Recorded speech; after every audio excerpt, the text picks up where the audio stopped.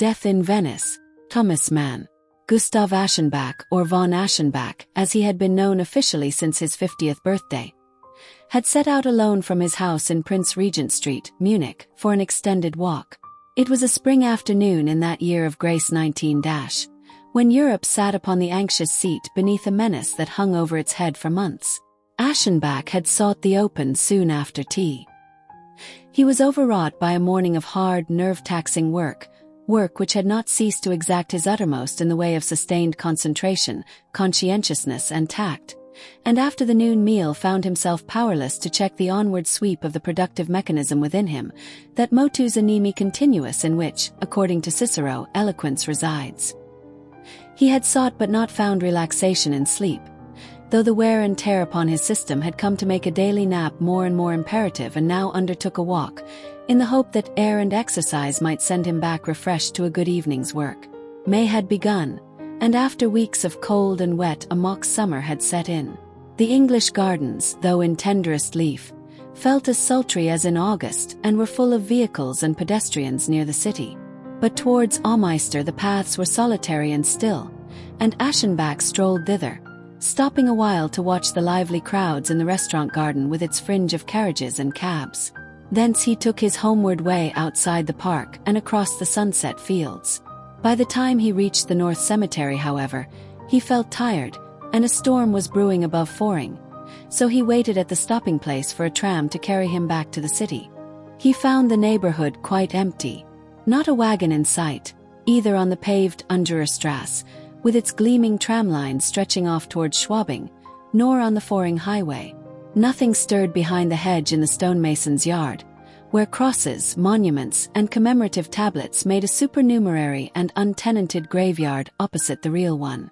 The mortuary chapel, a structure in Byzantine style, stood facing it, silent in the gleam of the ebbing day. Its facade was adorned with Greek crosses and tinted hieratic designs, and displayed a symmetrically arranged selection of scriptural texts in gilded letters, all of them with a bearing upon the future life, such as, "They are entering into the house of the Lord, and may the light everlasting shine upon them." Aschenbach beguiled some minutes of his waiting with reading these formulas, and letting his mind's eye lose itself in their mystical meaning. He was brought back to reality by the sight of a man standing in the portico, above the two apocalyptic beasts that guarded the staircase, and something not quite usual in this man's appearance gave his thoughts a fresh turn. Whether he had come out of the hall through the bronze doors or mounted unnoticed from outside, it was impossible to tell. Aschenbach casually inclined to the first idea. He was of medium height, thin, beardless, and strikingly snub-nosed. He belonged to the red-haired type and possessed its milky, freckled skin. He was obviously not Bavarian, and the broad, straight-brimmed straw hat he had on even made him look distinctly exotic. True, he had the indigenous rucksack buckled on his back, wore a belted suit of yellowish woolen stuff, apparently frieze, and carried a grey Macintosh cape across his left forearm, which was propped against his waist. In his right hand, slantwise to the ground, he held an iron-shod stick, and braced himself against its crook, with his legs crossed. His chin was up, so that the Adam's apple looked very bald in the lean neck rising from the loose shirt, and he stood there sharply peering up into space out of colorless red-lashed eyes, while two pronounced perpendicular furrows showed on his forehead in curious contrast to his little turned-up nose. Perhaps his heightened and heightening position helped out the impression Aschenbach received. At any rate, standing there as though at survey, the man had a bold and domineering, even a ruthless air, and his lips completed the picture by seeming to curl back, either by reason of some deformity or else because he grimaced, being blinded by the sun in his face. They laid bare the long, white, glistening teeth to the gums. Aschenbach's gaze, though unawares, had very likely been inquisitive and tactless, for he became suddenly conscious that the stranger was returning it, and indeed so directly, with such hostility, such plain intent to force the withdrawal of the other's eyes, that Aschenbach felt an unpleasant twinge and, turning his back, began to walk along the hedge, hastily resolving to give the man no further heed. He had forgotten him the next minute. Yet whether the pilgrim air the stranger wore kindled his fantasy or whether some other physical or psychical influence came in plays he could not tell, but he felt the most surprising consciousness of a widening of inward barriers, a kind of vaulting unrest, a youthfully ardent thirst for distant scenes, feeling so lively and so new, or at least so long ago outgrown and forgot, that he stood there rooted to the spot. His eyes on the ground and his hands clasped behind him, exploring.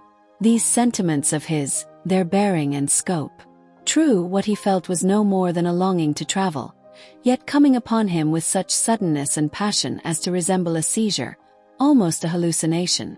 Desire projected itself visually. His fancy, not quite yet lulled since morning, imaged the marvels and terrors of the manifold earth.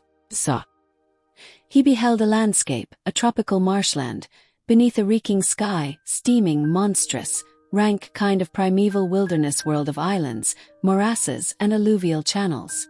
Hairy palm trunks rose near and far out of lush breaks of fern, out of bottoms of crass vegetation, fat, swollen, thick with incredible bloom.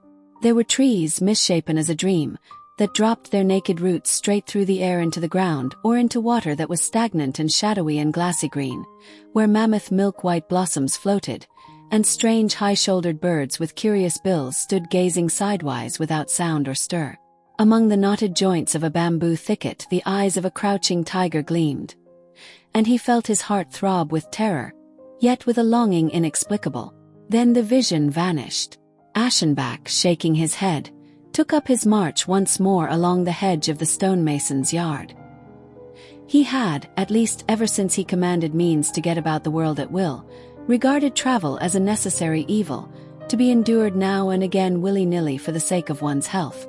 Too busy with the tasks imposed upon him by his own ego and the European soul, too laden with the care and duty to create, too preoccupied to be an amateur of the gay outer world. He had been content to know as much of the earth's surface as he could without stirring far outside his own sphere, had, indeed, never even been tempted to leave Europe. Now more than ever, since his life was on the wane, since he could no longer brush aside as fanciful his artist fear of not having done, of not being finished before the works ran down. He had confined himself to close range, had hardly stepped outside the charming city which he had made his home and the rude country house he had built in the mountains, whither he went to spend the rainy summers. And so the new impulse which thus late and suddenly swept over him was speedily made to conform to the pattern of self-discipline he had followed from his youth up. He had meant to bring his work, for which he lived, to a certain point before leaving for the country, and the thought of a leisurely ramble across the globe, which should take him away from his desk for months, was too fantastic and upsetting to be seriously entertained. Yet the source of the unexpected contagion was known to him only too well. This yearning for new and distant scenes, this craving for freedom, release, forgetfulness, they were, he admitted to himself, an impulse towards flight from the spot which was the daily theater of a rigid, cold and passionate service. That service he loved, had even almost come to love the enervating daily struggle between a proud, tenacious, well-tried will and this growing fatigue, which no one must suspect, nor the finished product betray by any faintest sign that his inspiration could ever flag or misfire. On the other hand, it seemed the part of common sense not to span the bow too far, not to suppress summarily a need that so unequivocally asserted itself.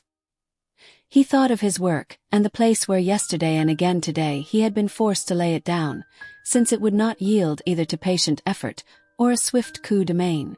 Again and again he had tried to break or untie the knot, only to retire at last from the attack with a shiver of repugnance. Yet the difficulty was actually not a great one.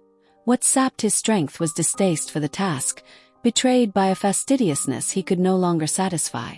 In his youth, indeed, the nature and inmost essence of the literary gift had been, to him, this very scrupulosity. For it he had bridled and tempered his sensibilities, knowing full well that feeling is prone to be content with easy gains and blithe half-perfection.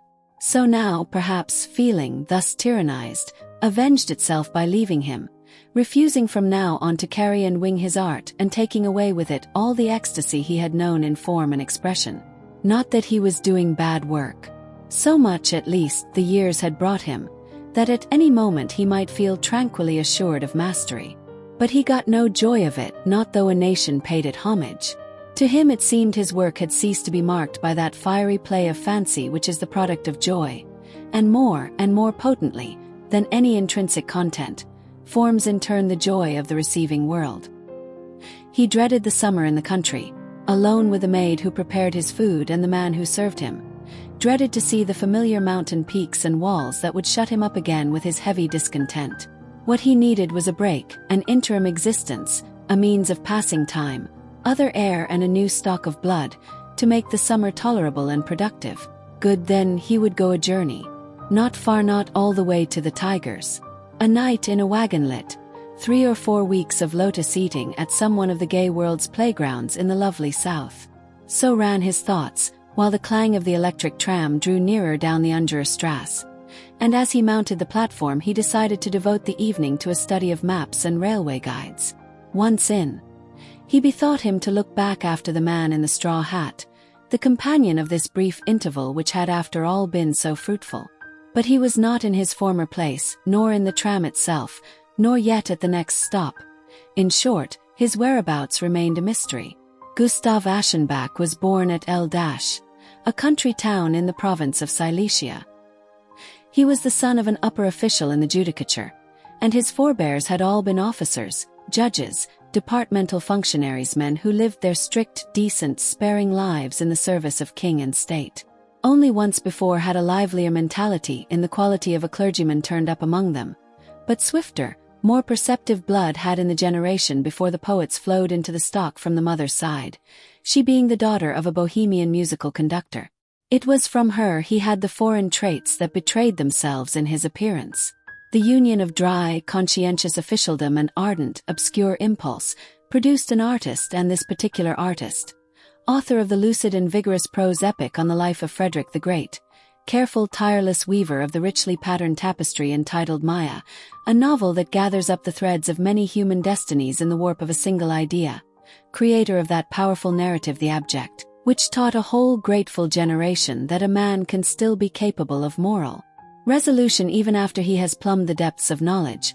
And lastly, to complete the tale of works of his mature period, the writer of that impassioned discourse on the theme of mind and art, whose ordered force and antithetic eloquence led serious critics to rank it with Schiller's simple and sentimental poetry. Aschenbach's whole soul, from the very beginning, was bent on fame, and thus, while not precisely precocious, yet thanks to the unmistakable trenchancy of his personal accent, he was early ripe and ready for a career. Almost before he was out of high school he had a name.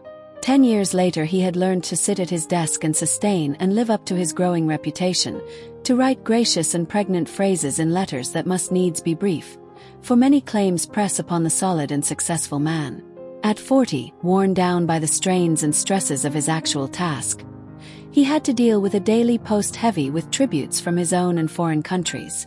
Remote on one hand from the banal, on the other from the eccentric, his genius was calculated to win at once the adhesion of the general public and the admiration, both sympathetic and stimulating, of the connoisseur. From childhood up he was pushed on every side to achievement, an achievement of no ordinary kind. And so his young days never knew the sweet idleness and blithe laissez-aller that belonged to youth. A nice observer once said of him in company, it was at this time when he fell ill in Vienna in his 35th year. "You see, Aschenbach has always lived like this." Here the speaker closed the fingers of his left hand to a fist dash, "Never like this," and he let his open hand hang relaxed from the back of his chair. It was apartment. And this attitude was the more morally valiant in that Aschenbach was not by nature robust. He was only called to the constant tension of his career, not actually born to it. By medical advice he had been kept from school and educated at home. He had grown up solitary, without comradeship, yet had early been driven to see that he belonged to those whose talent is not so much out of the common as is the physical basis on which talent relies for its fulfillment. It is a seed that gives early of its fruit, whose powers seldom reach a ripe old age. But his favorite motto was, "Hold fast." Indeed, in his novel on the life of Frederick the Great he envisaged nothing else than the apotheosis of the old hero's word of command, Durchhalten, which seemed to him the epitome of fortitude under suffering. Besides, he deeply desired to live to a good old age, for it was his conviction that only the artist to whom it has been granted to be fruitful on all stages of our human scene can be truly great, or universal, or worthy of honor. Bearing the burden of his genius, then, upon such slender shoulders and resolved to go so far, he had the more need of discipline, and discipline, fortunately, was his native inheritance from the father's side. At 40, at 50, He was still living as he had commenced to live in the years when others are prone to waste and revel, dream high thoughts and postpone fulfillment. He began his day with a cold shower over chest and back. Then, setting a pair of tall wax candles in silver holders at the head of his manuscript, he sacrificed to art, in 2 or 3 hours of almost religious fervor, the powers he had assembled in sleep. Outsiders might be pardoned for believing that his Maya world and the epic amplitude revealed by the life of Frederick were a manifestation of great power working under high pressure, that they came forth, as it were, all in one breath. It was the more triumph for his morale, for the truth was that they were heaped up to greatness in layer after layer, in long days of work, out of hundreds and hundreds of single inspirations. They owed their excellence, both of mass and detail, to one thing and one alone, that their creator could hold out for years under the strain of the same piece of work, with an endurance and a tenacity of purpose like that which had conquered his native province of Silesia, devoting to actual composition none but his best and freshest hours. For an intellectual product of any value to exert an immediate influence which shall also be deep and lasting, it must rest on an inner harmony, yes, an affinity between the personal destiny of its author and that of his contemporaries in general. Men do not know why they award fame to one work of art rather than another. Without being in the faintest connoisseurs, they think to justify the warmth of their commendations by discovering it in 100 virtues, whereas the real ground of their applause is inexplicable dissympathy. Aschenbach had once given direct expression, though in an unobtrusive place, to the idea that almost everything conspicuously great is great in despite, has come into being in defiance of affliction and pain, poverty, destitution, bodily weakness, vice, passion, and 1,000 other obstructions. And that was more than observation, it was the fruit of experience, it was precisely the formula of his life and fame, it was the key to his work. What wonder, then, if it was also the fixed character, the outward gesture, of his most individual figures? The new type of hero favored by Aschenbach, and recurring many times in his works, had early been analyzed by a shrewd critic. The conception of an intellectual and virginal manliness, which clenches its teeth and stands in modest defiance of the swords and spears that pierce its side. That was beautiful, it was spirituel, it was exact, despite the suggestion of too great passivity it held. Forbearance in the fact of fate, beauty constant under torture, are not merely passive. They are a positive achievement, an explicit triumph. And the figure of Sebastian is the most beautiful symbol, if not of art as a whole, yet certainly of the art we speak of here. Within that world of Aschenbach's creation were exhibited many phases of this theme. There was the aristocratic self-command that is eaten out within and for as long as it can conceals its biologic decline from the eyes of the world. The sere and ugly outside, hiding the embers of smoldering fire and having power to fan them to so pure a flame as to challenge supremacy in the domain of beauty itself. The pallid languors of the flesh, contrasted with the fiery ardors of the spirit within, which can fling a whole proud people down at the foot of the cross, at the feet of its own sheer self-abnegation. The gracious bearing preserved in the stern, stark service of form.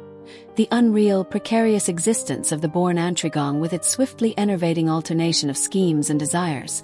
All these human fates and many more of their like one read in Aschenbach's pages, and reading them might doubt the existence of any other kind of heroism than the heroism born of weakness.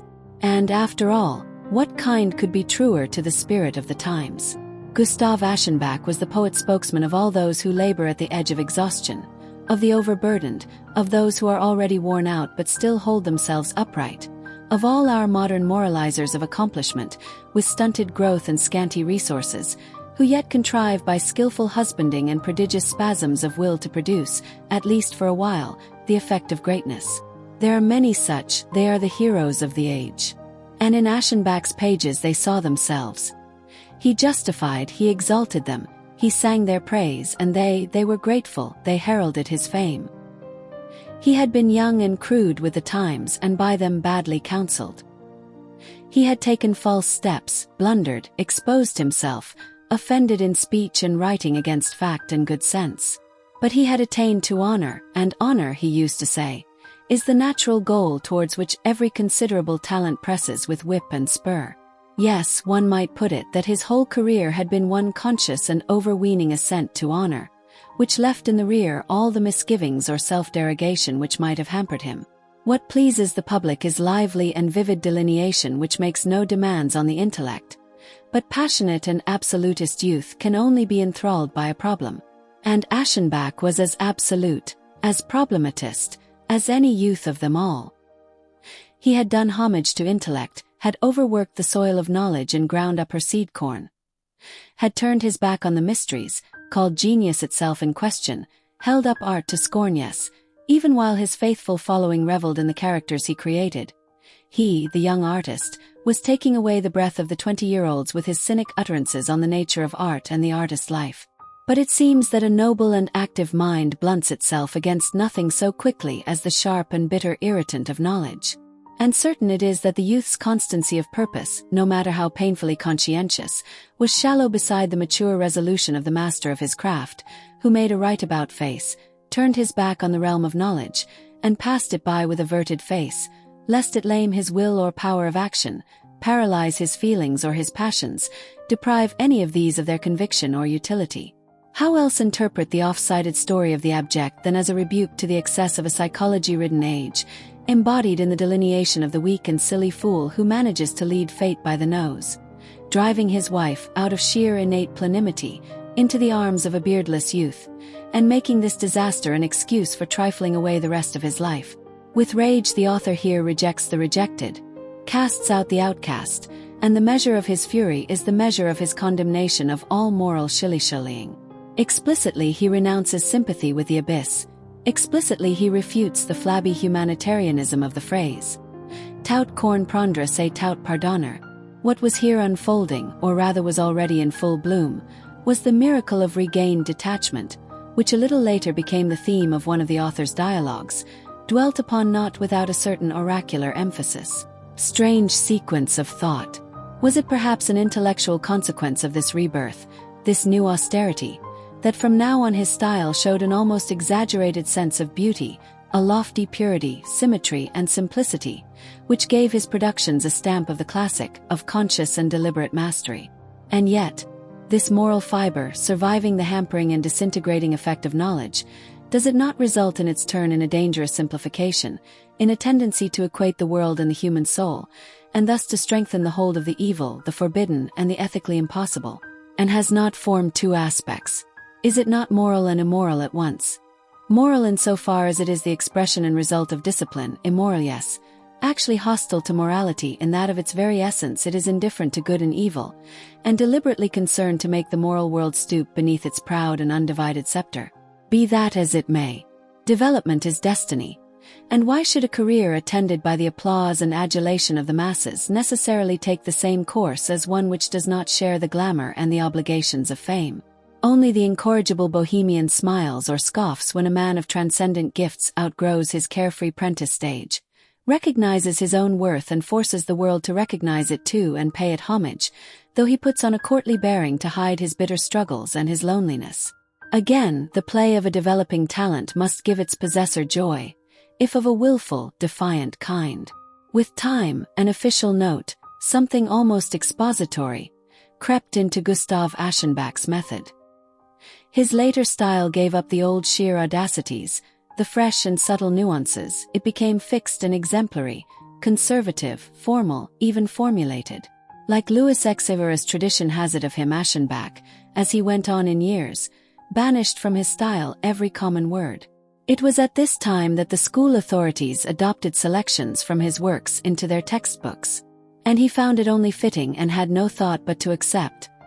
When a German prince signalized his accession to the throne by conferring upon the poet-author of the Life of Frederick the Great on his 50th birthday the letters patent of nobility. He had roved about for a few years, trying this place and that as a place of residence, before choosing, as he soon did, the city of Munich for his permanent home. And there he lived, enjoying among his fellow citizens the honor which is in rare cases the reward of intellectual eminence.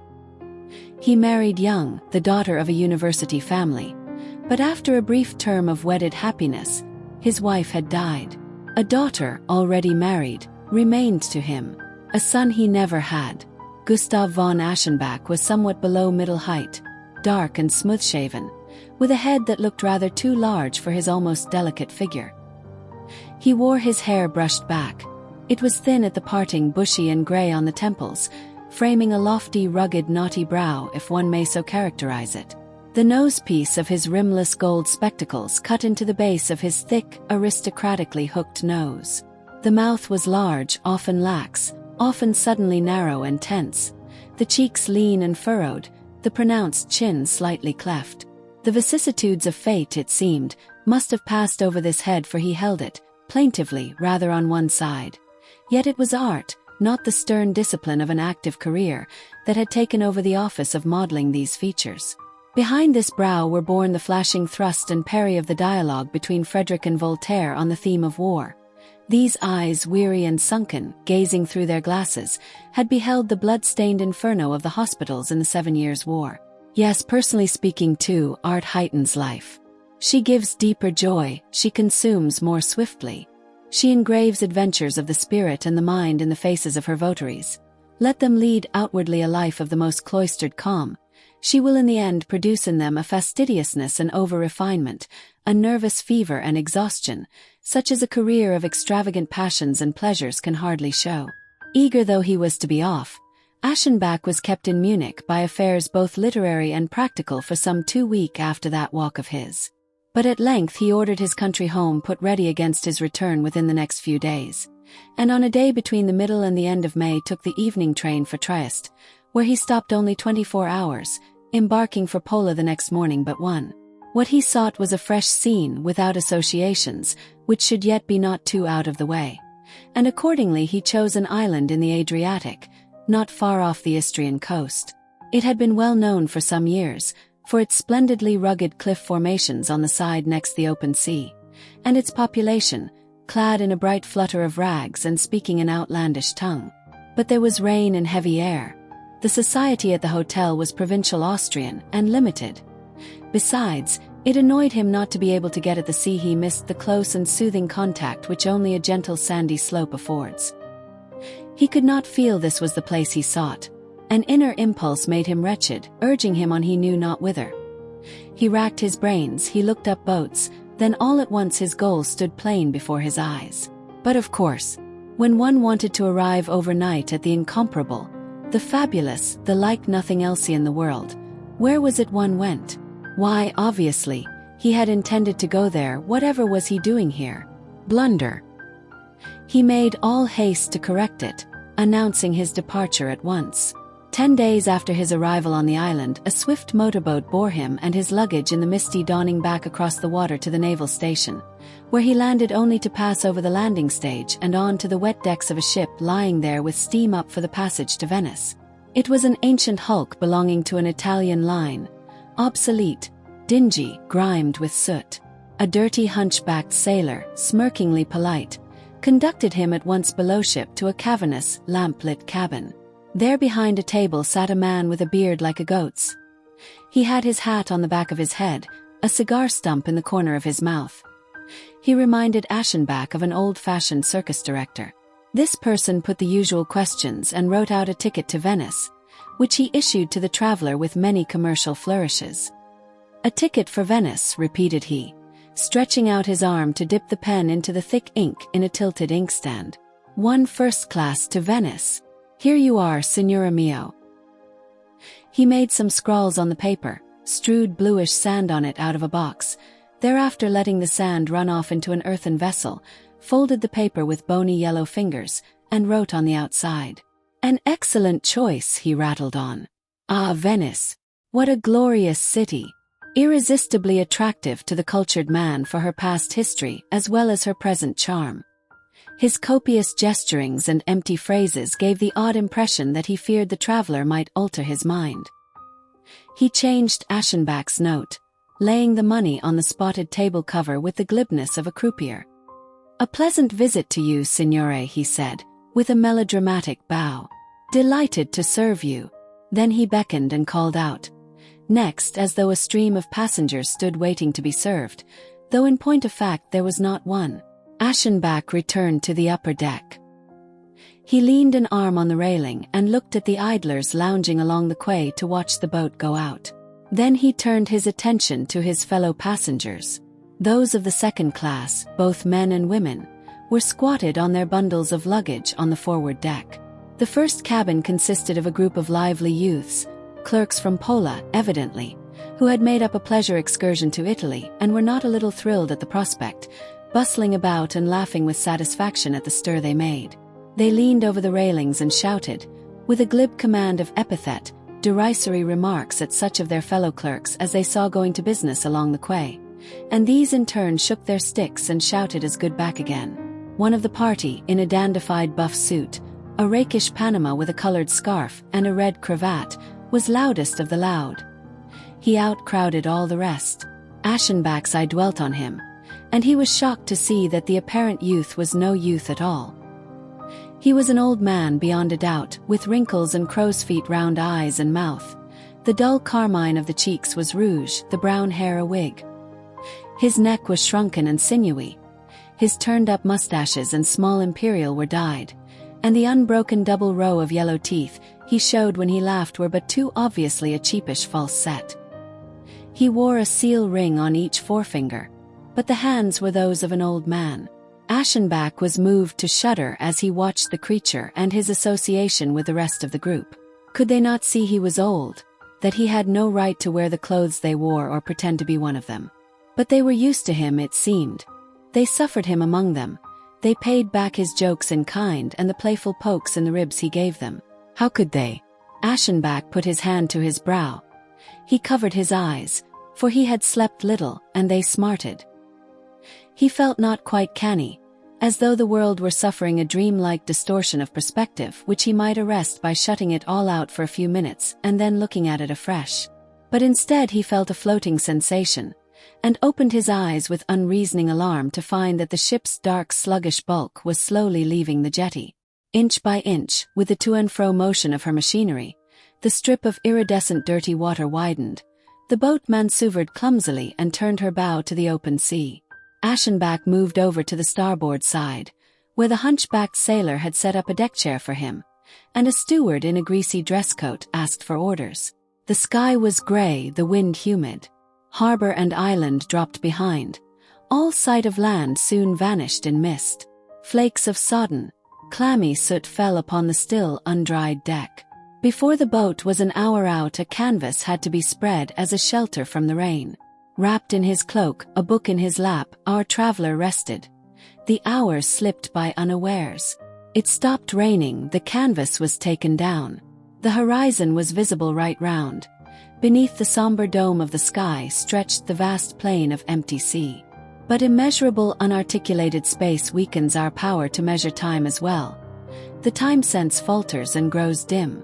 Strange, shadowy figures passed and repassed, the elderly coxcomb, the goat-bearded man from the bowels of the ship with vague gesturings and mutterings through the traveler's mind as he lay. He fell asleep. At midday he was summoned to luncheon in a corridor-like saloon with the sleeping cabins giving off it. He ate at the head of the long table. The party of clerks, including the old man, sat with the jolly captain at the other end, where they had been carousing since 10 o'clock. The meal was wretched and soon done.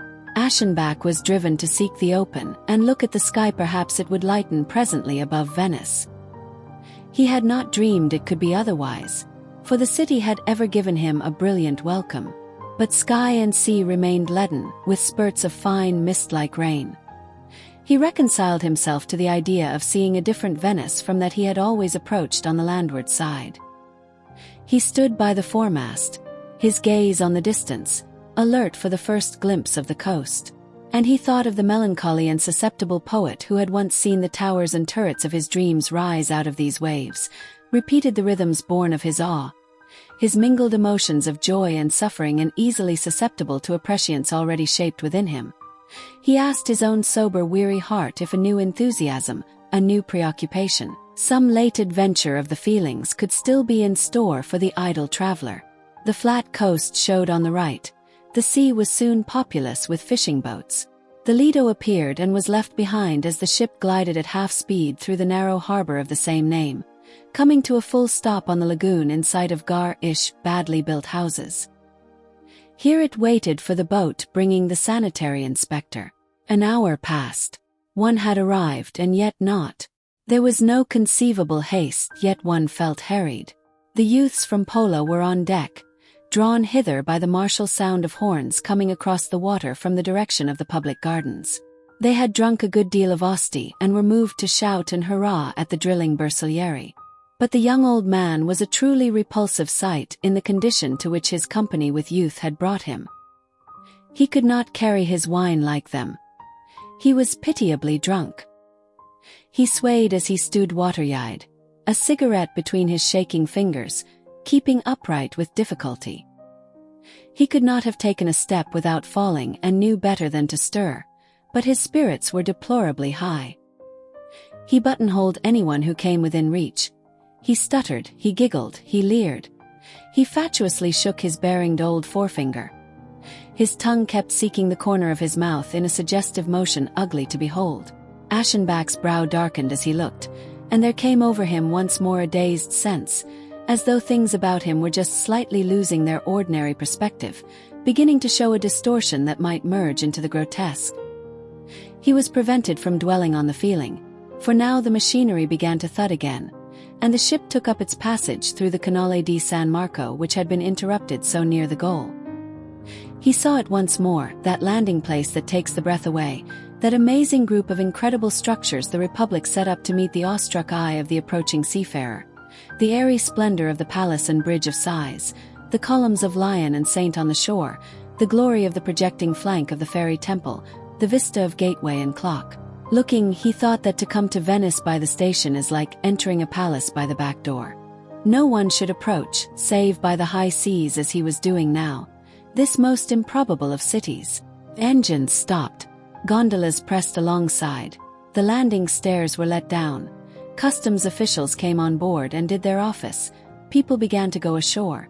Aschenbach ordered a gondola.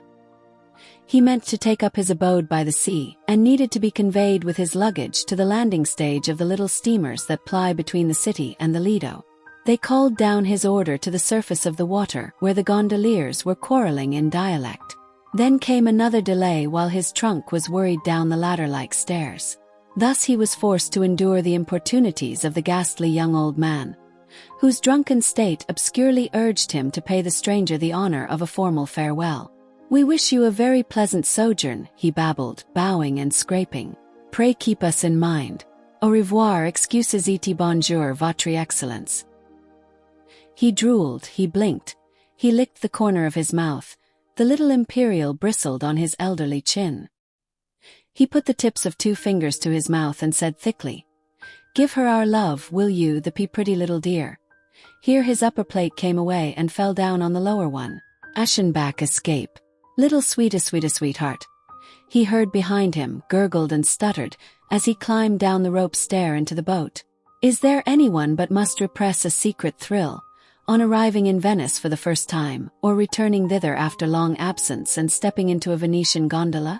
That singular conveyance, come down unchanged from ballad times, black as nothing else on earth except a coffin, what pictures it calls up of lawless, silent adventures in the plashing night. Or even more, what visions of death itself, the bier and solemn rites and last soundless voyage.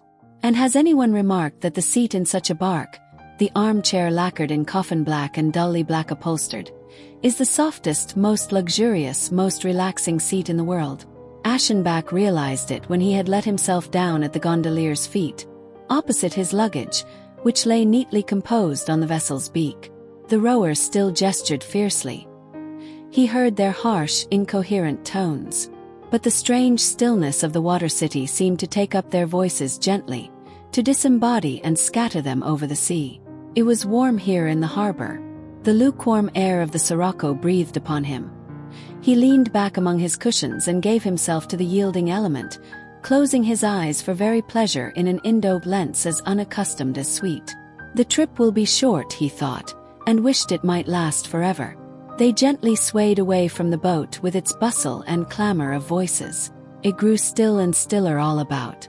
No sound but the splash of the oars, the hollow slap of the wave against the steep, black, halberd-shaped beak of the vessel, and one sound more a muttering by fits and starts, expressed as it were by the motion of his arms, from the lips of the gondolier. He was talking to himself between his teeth. Aschenbach glanced up and saw with surprise that the lagoon was widening. His vessel was headed for the open sea. Evidently it would not do to give himself up to sweet far niente. He must see his wishes carried out. "You are to take me to the steamboat landing, you know," he said, half turning round towards it. The muttering stopped. There was no reply. "Take me to the steamboat landing," he repeated, and this time turned quite round and looked up into the face of the gondolier as he stood there on his little elevated deck, high against the pale grey sky. The man had an unpleasing, even brutish face, and wore blue clothes like a sailor's, with a yellow sash. A shapeless straw hat with a braid torn at the brim perched rakishly on his head. His facial structure, as well as the curling blonde mustache under the short snub nose, showed him to be of non-Italian stock. Physically rather undersized, so that one would not have expected him to be very muscular. He pulled vigorously at the oar, putting all his body weight behind each stroke. Now and then the effort he made curled back his lips and bared his white teeth to the gums. He spoke in a decided, almost curt voice, looking out to sea over his fare's head. "The Signore is going to the Lido." Aschenbach answered. "Yes, I am. But I only took the gondola to cross over to San Marco. I am using the Vaporetto from there." "But the Signore cannot use the Vaporetto." "And why not?" "Because the Vaporetto does not take luggage." It was true. Aschenbach remembered it. He made no answer. But the man's gruff, overbearing manner, so unlike the usual courtesy of his countrymen towards the stranger, was intolerable. Aschenbach spoke again. "That is my own affair. I may want to give my luggage in deposit. You will turn round." No answer.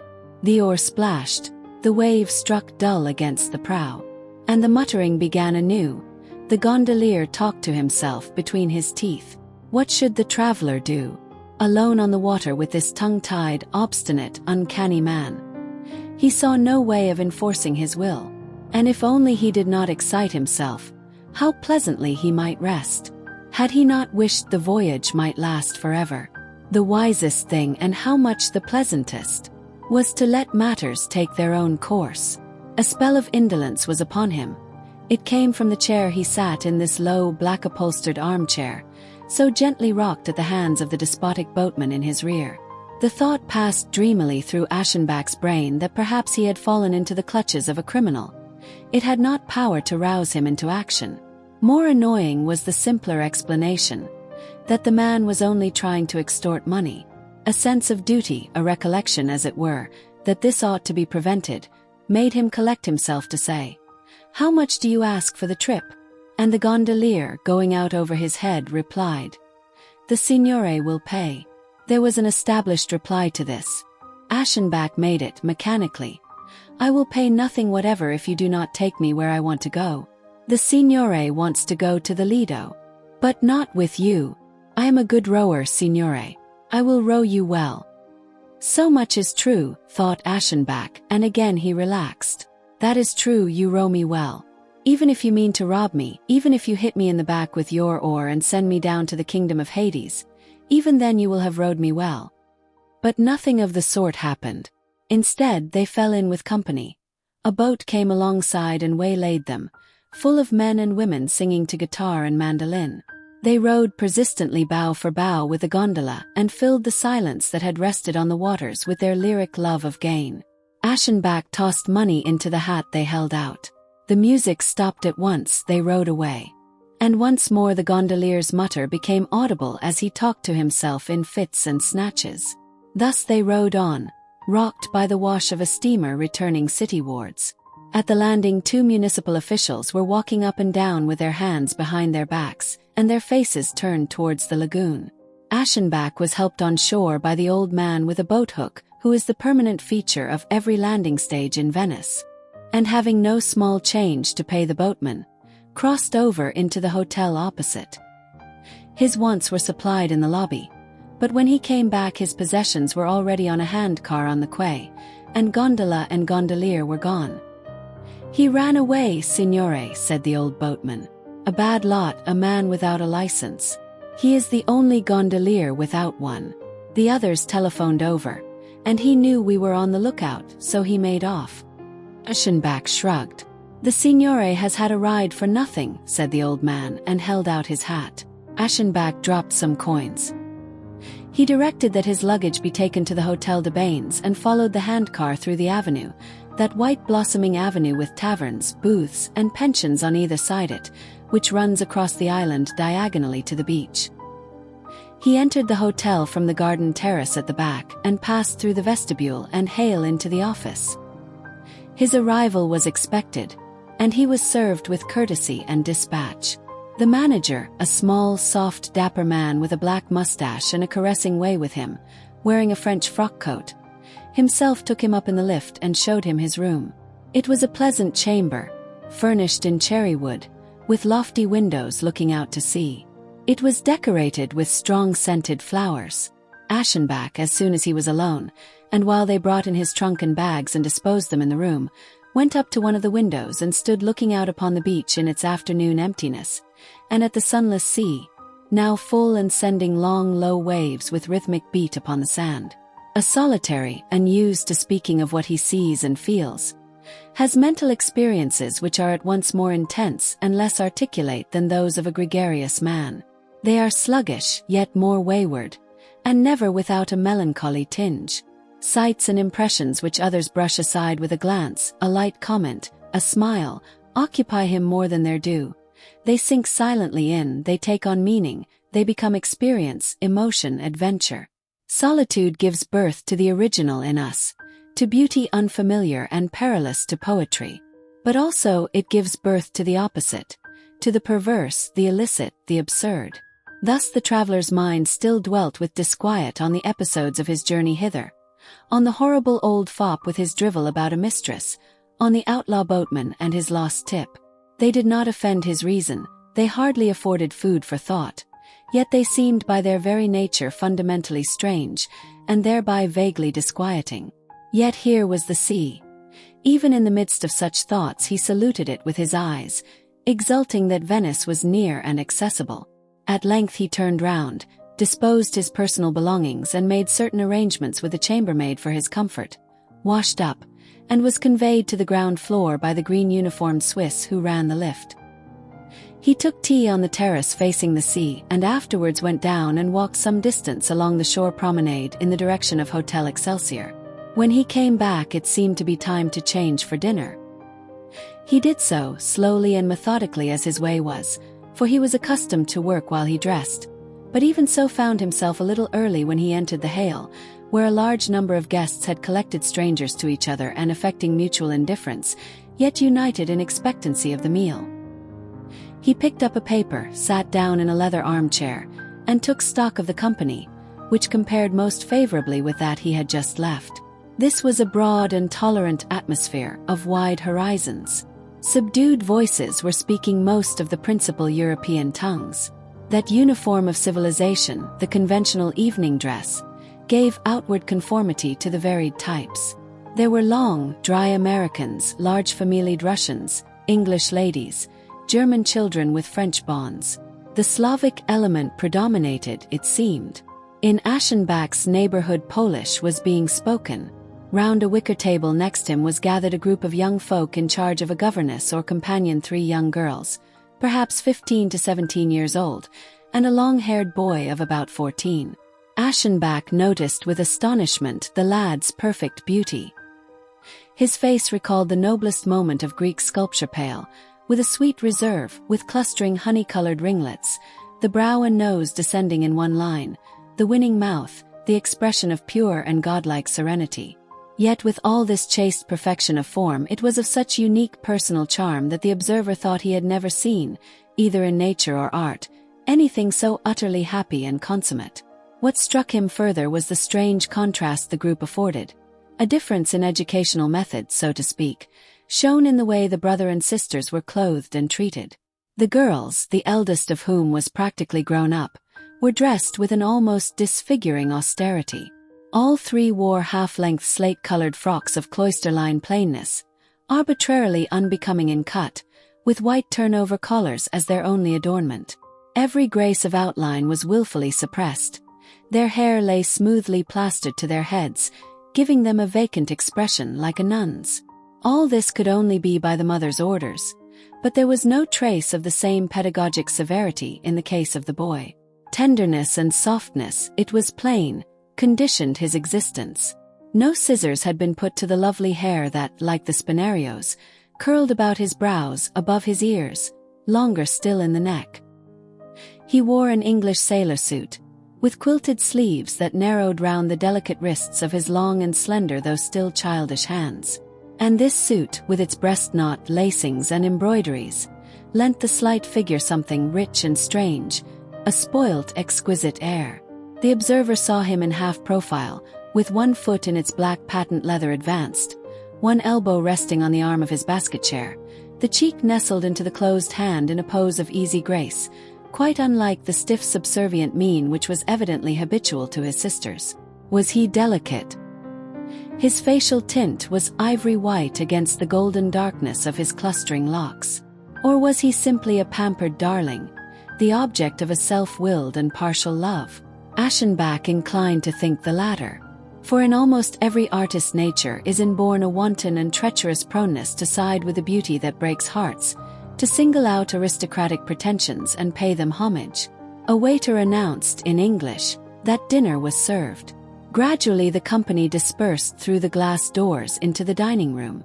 Late-comers entered from the vestibule or the lifts. Inside, dinner was being served, but the young Poles still sat and waited about their wicker table.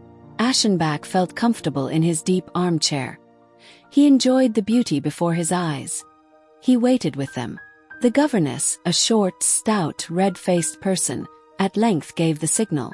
With lifted brows she pushed back her chair and made a bow to the tall woman, dressed in palest grey, who now entered the hall. This lady's abundant jewels were pearls, her manner was cool and measured. The fashion of her gown and the arrangement of her lightly powdered hair had the simplicity prescribed in certain circles whose piety and aristocracy are equally marked. She might have been, in Germany, the wife of some high official. But there was something faintly fabulous after all in her appearance, though lent it solely by the pearls she wore. They were well-nigh priceless, and consisted of earrings and a 3-stranded necklace, very long, with gems the size of cherries.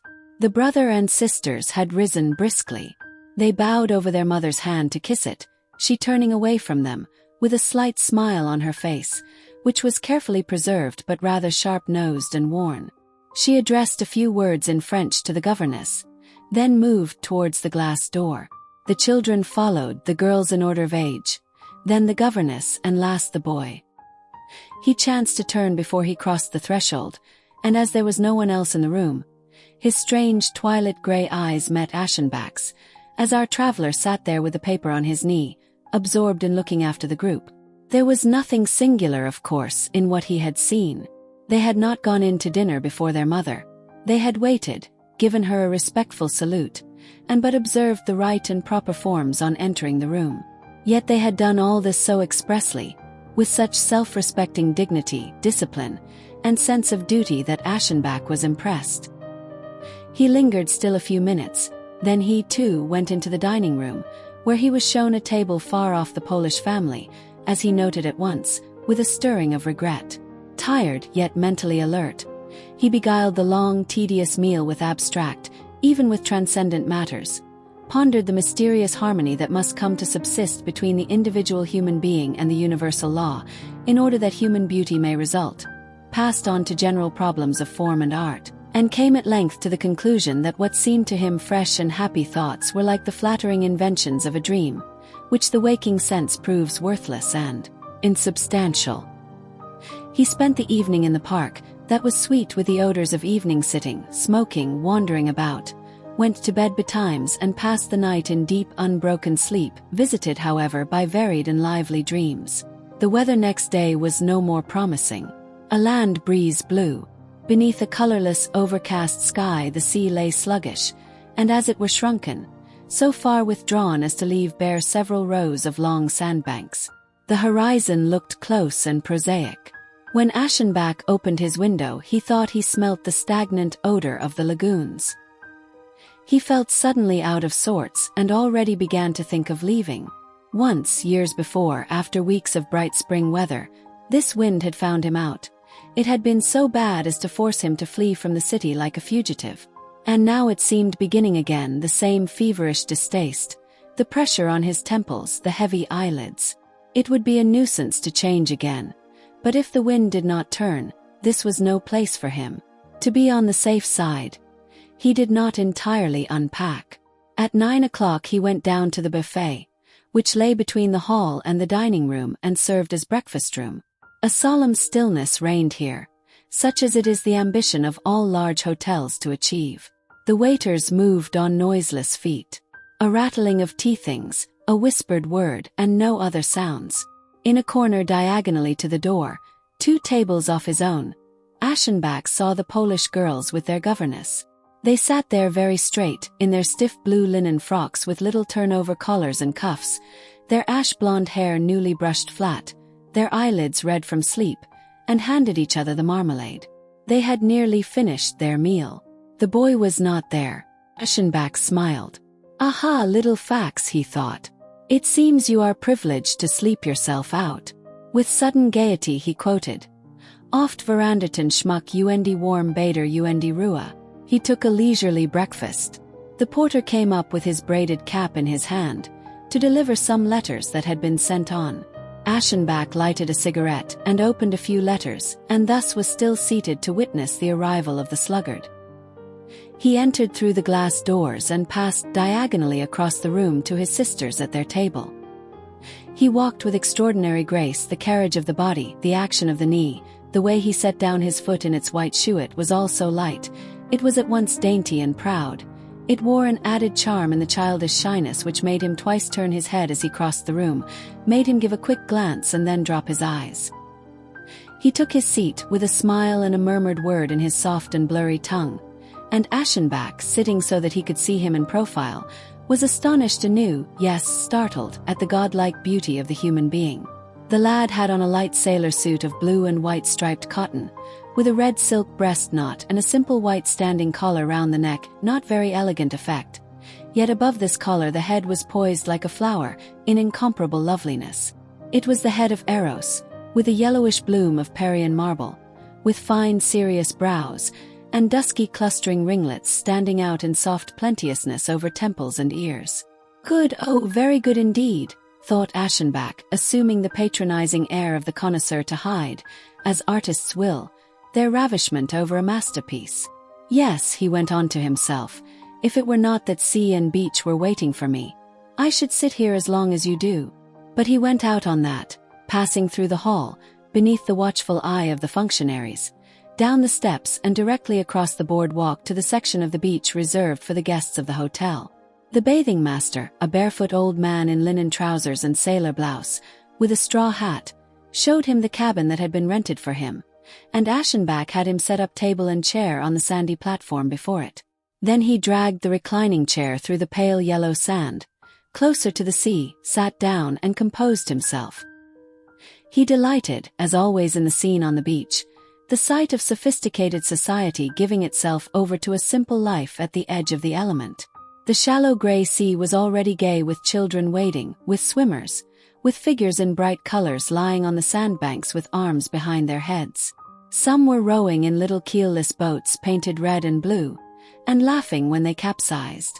A long row of cabins ran down the beach with platforms where people sat as on verandas, and there was social life, with bustle and with indolent repose.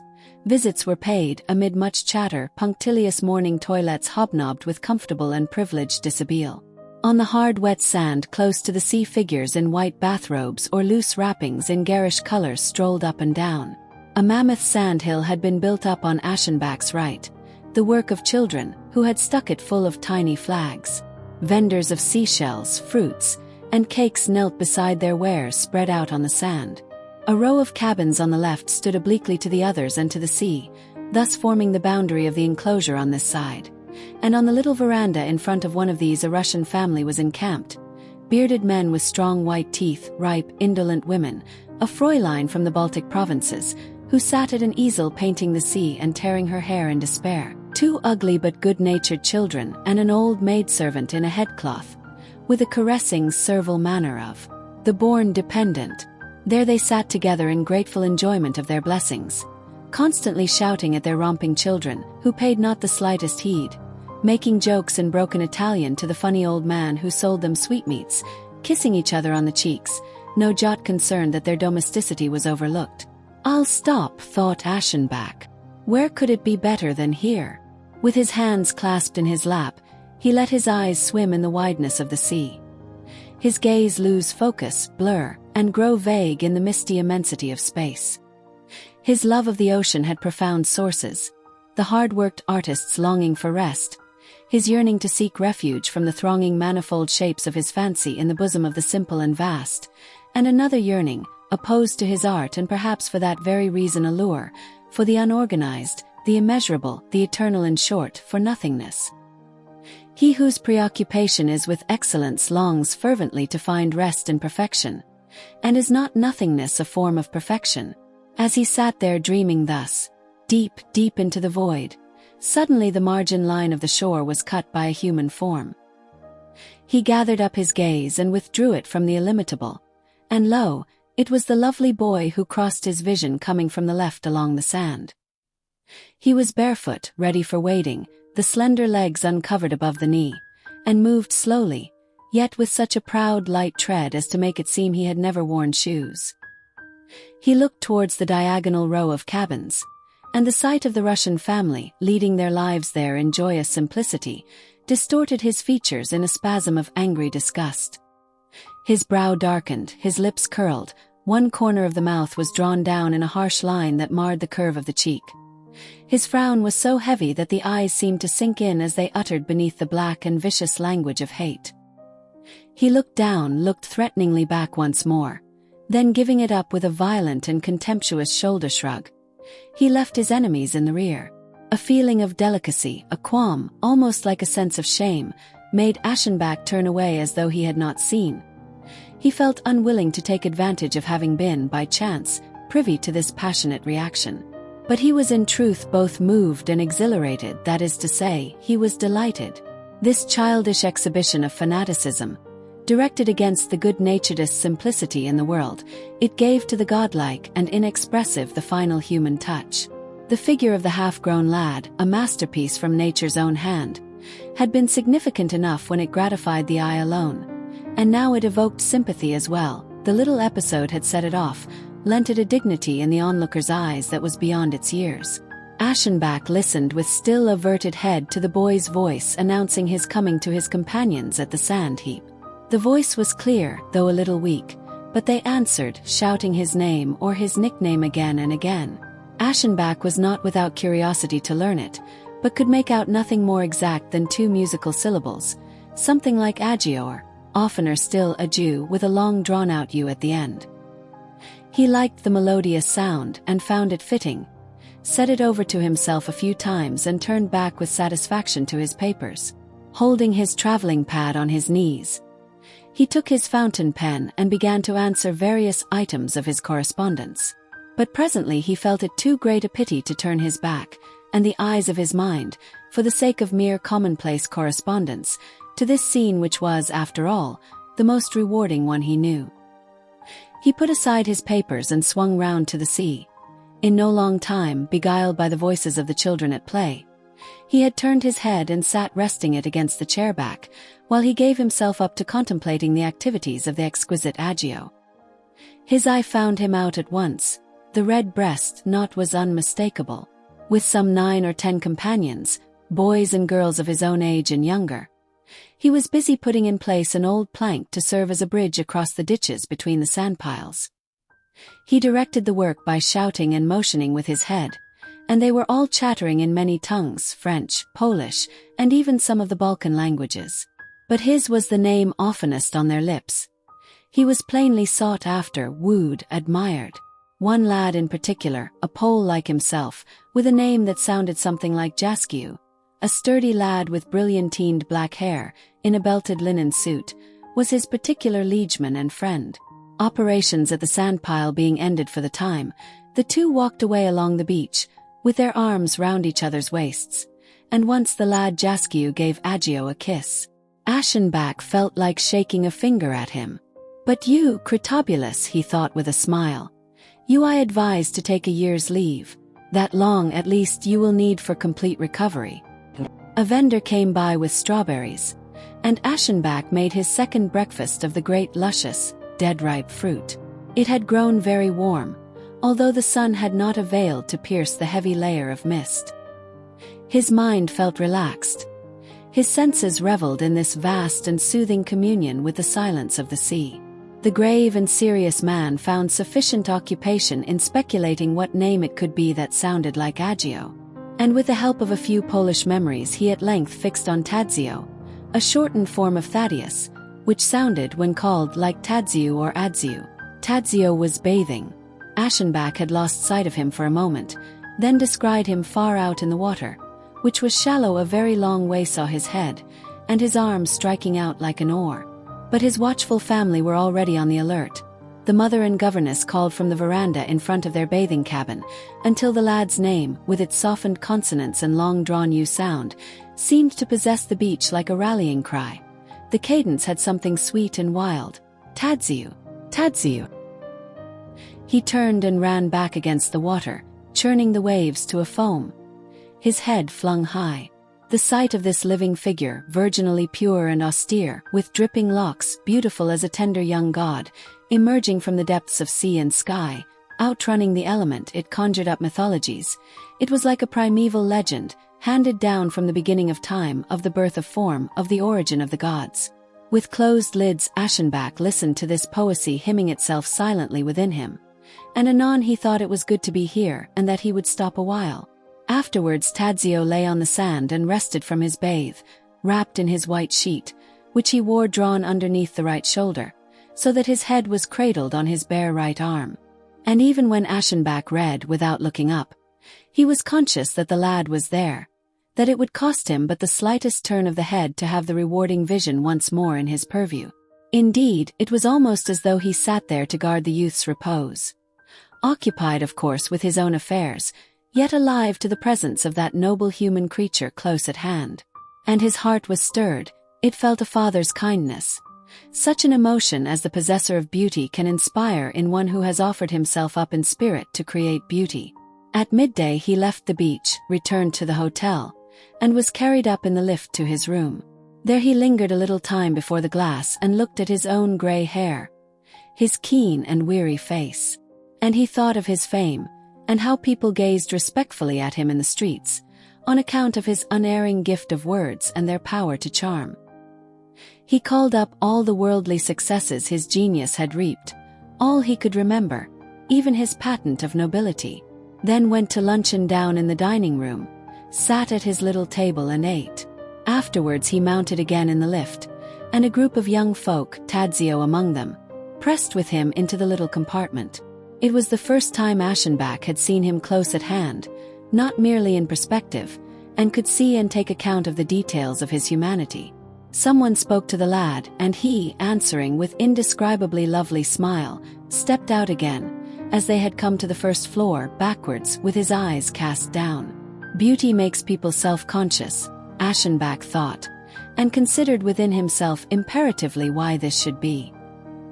He had noted further that Tadzio's teeth were imperfect, rather jagged and bluish, without a healthy glaze, and of that peculiar brittle transparency which the teeth of chlorotic people often show.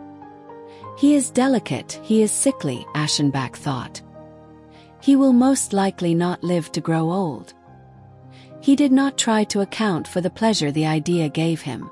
In the afternoon he spent 2 hours in his room, then took the Vaporetto to Venice, across the foul-smelling lagoon. He got out at San Marco, had his tea in the piazza, and then, as his custom was, took a walk through the streets. But this walk of his brought about nothing less than a revolution in his mood, and an entire change in all his plans. There was a hateful sultriness in the narrow streets. The air was so heavy that all the manifold smells wafted out of houses, shops, and cookshop smells of oil, perfumery, and so forth hung low, like exhalations not dissipating. Cigarette smoke seemed to stand in the air. It drifted so slowly away. Today the crowd in these narrow lanes oppressed the stroller instead of diverting him. The longer he walked, the more was he in tortures under that state, which is the product of the sea air and the sirocco and which excites and enervates at once. He perspired painfully. His eyes rebelled, his chest was heavy. He felt feverish, the blood throbbed in his temples. He fled from the huddled narrow streets of the commercial city, crossed many bridges, and came into the poor quarter of Venice. Beggars waylaid him. The canals sickened him with their evil exhalations. He reached a quiet square, one of those that exist at the city's heart, forsaken of God and man. There he rested a while on the margin of a fountain, wiped his brow, and admitted to himself that he must be gone. For the second time, and now quite definitely, the city proved that in certain weathers it could be directly inimical to his health. Nothing but sheer unreasoning obstinacy would linger on, hoping for an unprofeasible change in the wind. A quick decision was in place. He could not go home at this stage. Neither summer nor winter quarters would be ready. But Venice had not a monopoly of sea and shore. There were other spots where these were to be had without the evil concomitants of lagoon and fever-breeding vapors. He remembered a little bathing place not far from Trieste of which he had had a good report. Why not go thither? At once, of course, in order that this second change might be worth the making. He resolved. He rose to his feet and sought the nearest gondola landing, where he took a boat and was conveyed to San Marco through the gloomy windings of many canals, beneath balconies of delicate marble traceries flanked by carven lions, round slippery corners of wall, past melancholy facades with ancient business shields reflected in the rocking water. It was not too easy to arrive at his destination, for his gondolier, being in league with various lace-makers and glass-blowers, did his best to persuade his fare to pause, look, and be tempted to buy.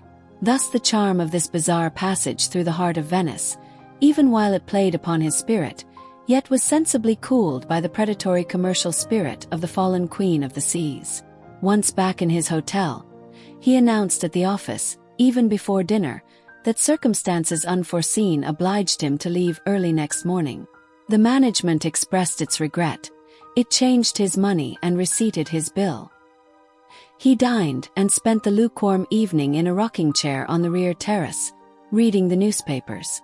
Before he went to bed, he made his luggage ready against the morning. His sleep was not of the best, for the prospect of another journey made him restless.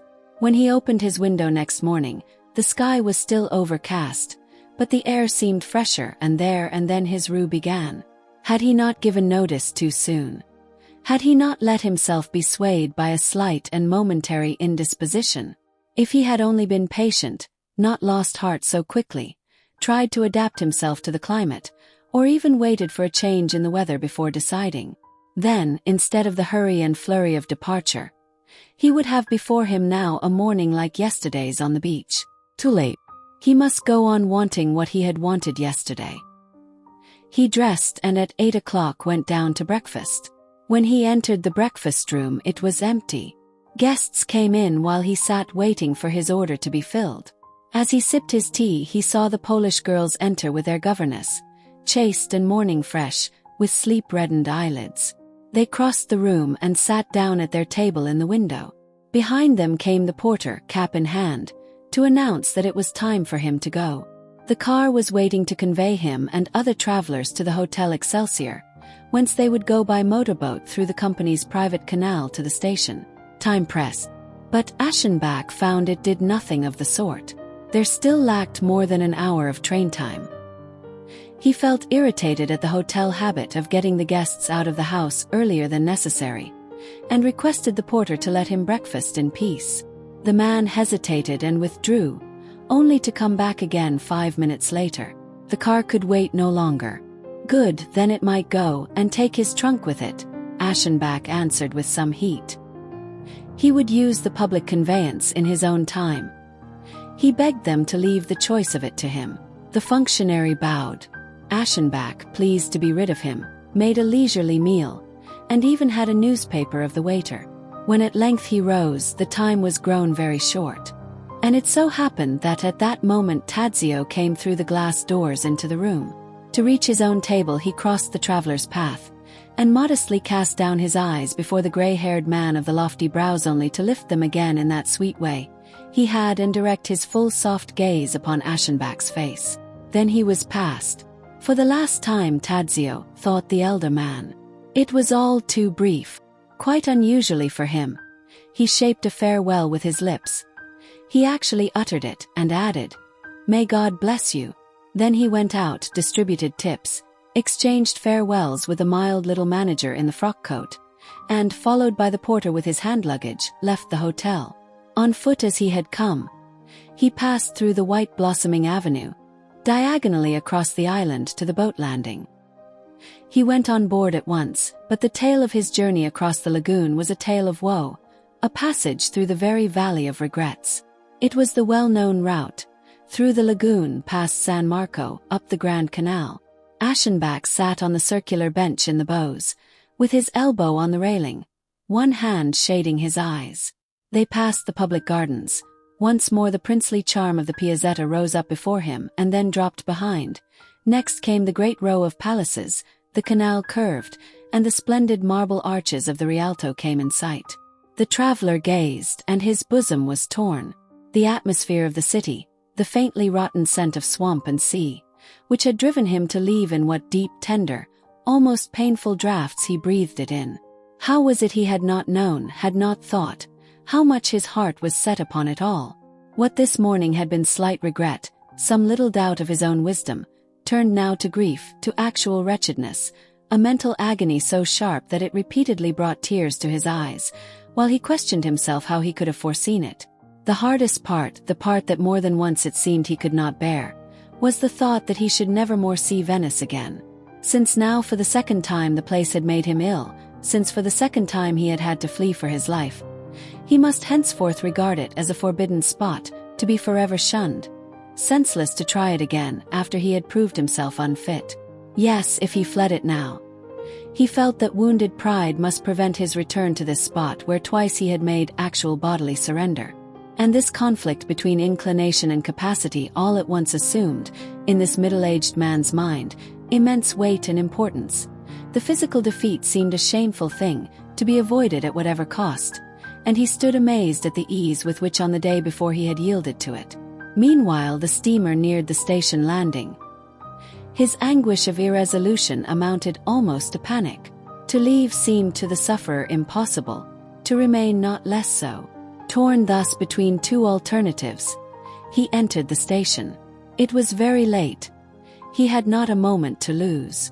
Time pressed, it scourged him onward. He hastened to buy his ticket and looked round in the crowd to find the hotel porter. The man appeared and said that the trunk had already gone off. Gone already? Yes, it has gone to Como. To Como?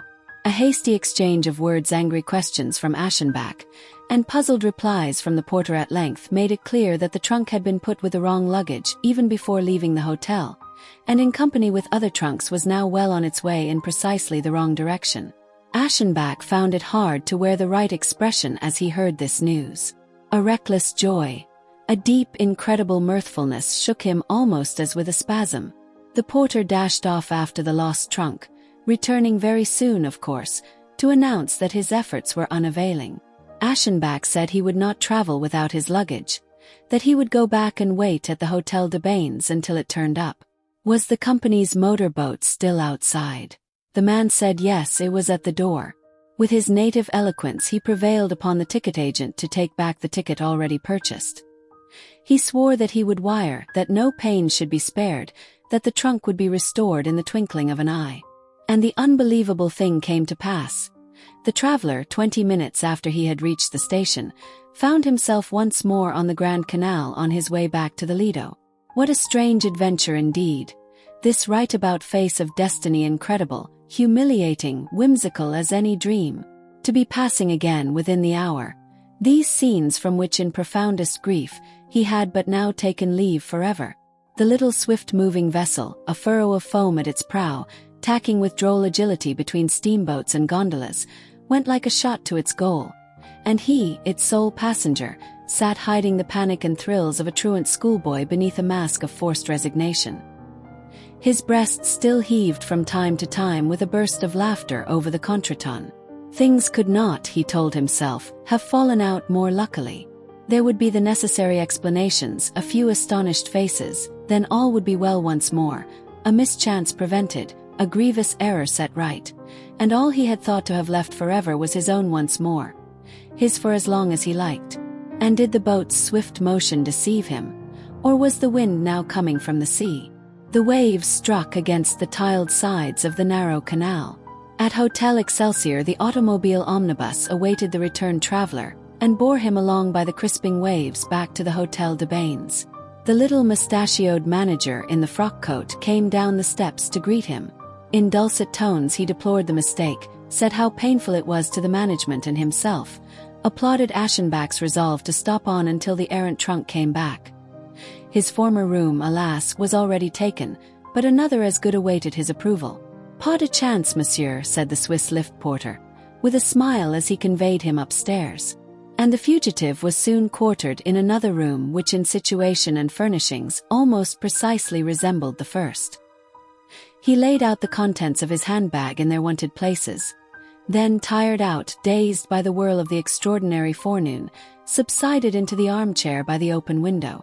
The sea wore a pale green cast. The air felt thinner and purer. The beach with its cabins and boats had more color, notwithstanding the sky was still gray. Aschenbach, his hands folded in his lap, looked out. He felt rejoiced to be back, yet displeased with his vacillating moods, his ignorance of his own real desires. Thus for nearly an hour he sat, dreaming, resting, barely thinking. At midday he saw Tadzio, in his striped sailor suit with red breast knot, coming up from the sea, across the barrier and along the boardwalk to the hotel. Aschenbach recognized him, even at this height, knew it was he before he actually saw him, had it in mind to say to himself, "Well, Tadzio, so here you are again too." But the casual greeting died away before it reached his lips, slain by the truth in his heart. He felt the rapture of his blood, the poignant pleasure, and realized that it was for Tadzio's sake the leave-taking had been so hard. He sat quite still, unseen at his high post, and looked within himself. His features were lively, he lifted his brows. A smile, alert, inquiring, vivid, widened the mouth. Then he raised his head, and with both hands hanging limp over the chair arms, he described a slow motion, palms outward, a lifting and turning movement, as though to indicate a wide embrace. It was a gesture of welcome, a calm and deliberate acceptance of what might come. Now daily the naked god with cheeks aflame drove his 4 fire-breathing steeds through heaven's spaces, and with him streamed the strong east wind that fluttered his yellow locks. A sheen like white satin lay over all the idly rolling sea's expanse. The sand was burning hot. Awnings of rust-colored canvas were spanned before the bathing huts, under the ether's quivering silver blue. One spent the morning hours within the small, sharp square of shadow they purveyed. But evening too was rarely lovely, balsamic with the breath of flowers and shrubs from the nearby park, while overhead the constellations circled in their spheres, and the murmuring of the night-girted sea swelled softly up and whispered to the soul. Such nights as these contained the joyful promise of a sunlit morrow, brimful of sweetly ordered idleness, studded thick with countless precious possibilities. The guest detained here by so happy a mischance was far from finding the return of his luggage a ground for setting out anew. For 2 days he had suffered slight inconvenience, and had to dine in the large salon in his traveling clothes. Then the lost trunk was set down in his room, and he hastened to unpack, filling presses and drawers with his possessions. He meant to stay on and on. He rejoiced in the prospect of wearing a silk suit for the hot morning hours on the beach and appearing in acceptable evening dress at dinner. He was quick to fall in with the pleasing monotony of this manner of life, readily enchanted by its mild, soft brilliance and ease. And what a spot it is, indeed! Uniting the charms of a luxurious bathing resort by a southern sea with the immediate nearness of a unique and marvelous city. Aschenbach was not pleasure-loving. Always, wherever and whenever it was the order of the day to be merry, to refrain from labor and make glad the heart, he would soon be conscious of the imperative summons. And especially was this so in his youth, back to the high fatigues, the sacred and fasting service that consumed his days. This spot and this alone had power to beguile him, to relax his resolution, to make him glad. At times of a forenoon perhaps, as he lay in the shadow of his awning, gazing out dreamily over the blue of the southern sea, or in the mildness of the night, beneath the wide starry sky, ensconced among the cushions of the gondola that bore him Lido-wards after an evening on the piazza, while the gay lights faded and the melting music of the serenades died away on his ear, he would think of his mountain home, the theater of his summer labors. Their clouds hung low and trailed through the garden. Violent storms extinguished the lights of the house at night, and the ravens he fed swung in the tops of the fir trees. And he would feel transported to Elysium, to the ends of the earth, to a spot most carefree for the sons of men, where no snow is and no winter, no storms or downpours of rain, where Oceanus sends a mild and cooling breath, and days flow on in blissful idleness, without effort or struggle, entirely dedicated to the sun and the feasts of the sun. Aschenbach saw the boy Tadzio almost constantly. The narrow confines of their world of hotel and beach, the daily round followed by all alike, brought him in close, almost uninterrupted touch with the beautiful lad.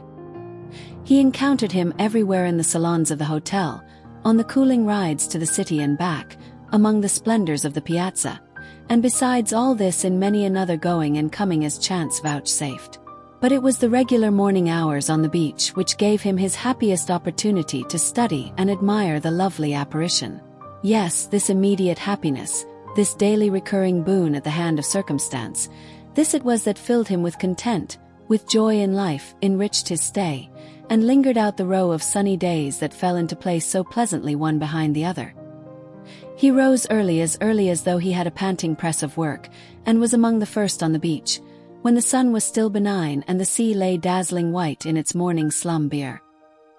He gave the watchman a friendly good morning and chatted with the barefoot, white-haired old man who prepared his place, spread the awning, trundled out the chair and table onto the little platform.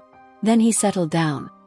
He had 3 or 4 hours before the sun reached its height and the fearful climax of its power. 3 or 4 hours while the sea went deeper and deeper blue. 3 or 4 hours in which to watch Tadzio. He would see him come up on the left along the margin of the sea, or from behind between the cabins, or with a start of joyful surprise, would discover that he himself was late, and Tadzio already down, in the blue and white bathing suit that was now his only wear on the beach, there and engrossed in his usual activities in the sand, beneath the sun. It was a sweetly idle, trifling, fitful life of play and rest, of strolling, wading, digging, fishing, swimming, lying on the sand. Often the women sitting on the platform would call out to him in their high voices, "Tadzio! Tadzio!" And he would come running and waving his arms, eager to tell them what he had done, show them what he had found, what caught shells, seahorses, jellyfish, and sidewards running crabs. Aschenbach understood not a word he said. It might be the sheerest commonplace. In his ear it became mingled harmonies. Thus the lad's foreign birth raised his speech to music. A wanton sun showered splendor on him, and the noble distances of the sea formed the background which set off his figure. Soon the observer knew every line and pose of this form that limned itself so freely against sea and sky. Its every loveliness, though conned by heart, yet thrilled him each day afresh. His admiration knew no bounds, the delight of his eye was unending.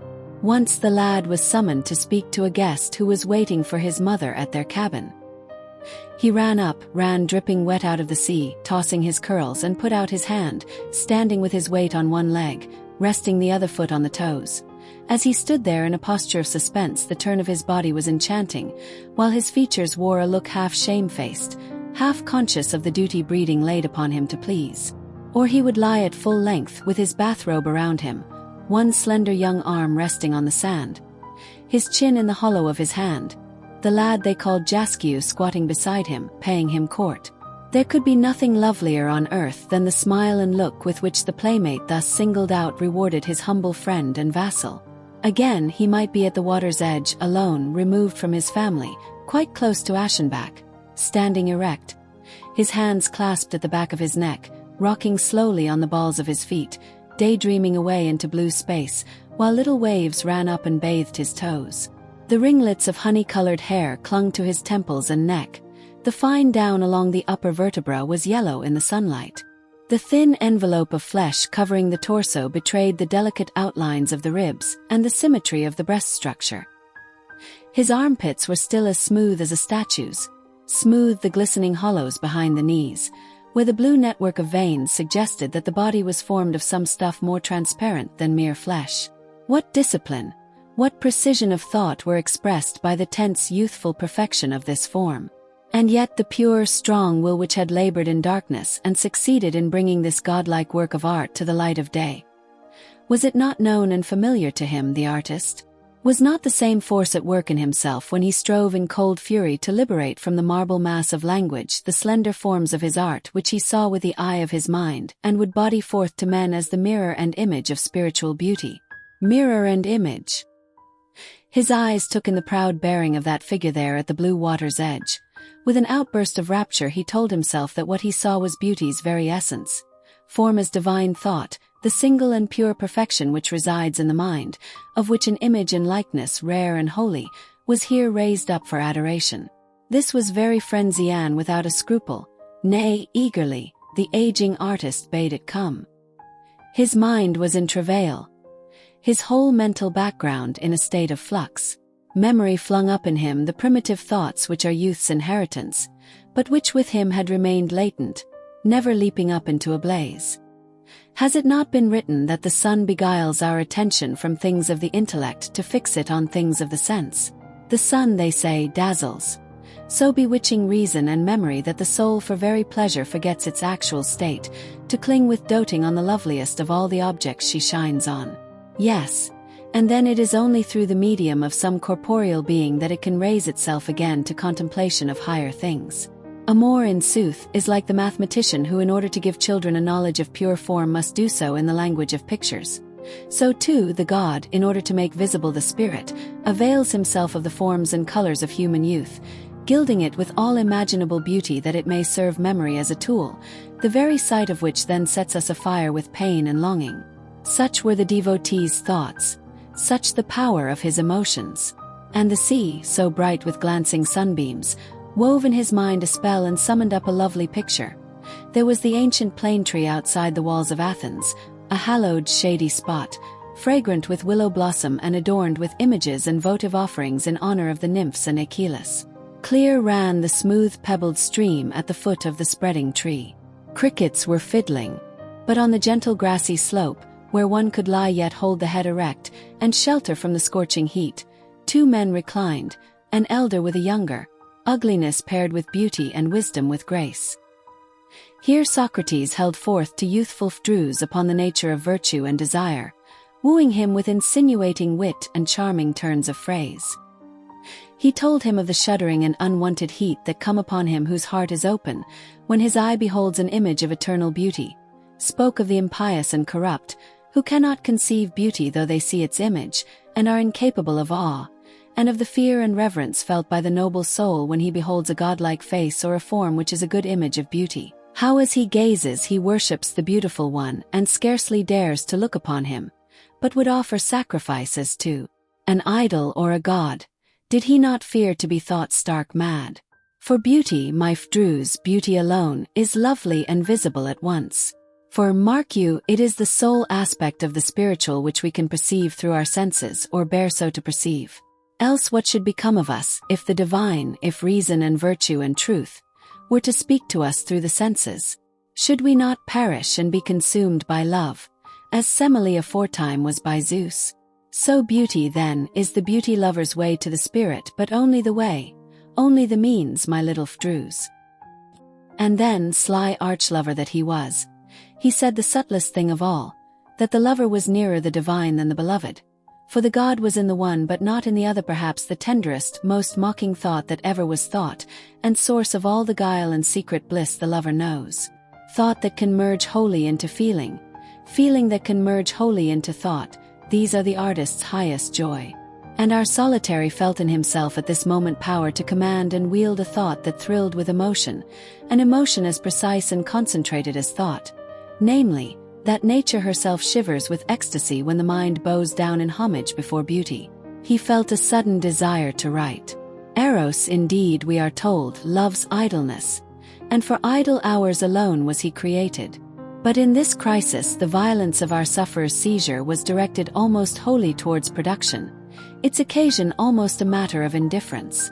News had reached him on his travels that a certain problem had been raised, the intellectual world challenged for its opinion on a great and burning question of art and taste. By nature and experience the theme was his own, and he could not resist the temptation to set it off in the glistering foil of his words. He would write, and moreover he would write in Tadzio's presence. This lad should be in a sense his model.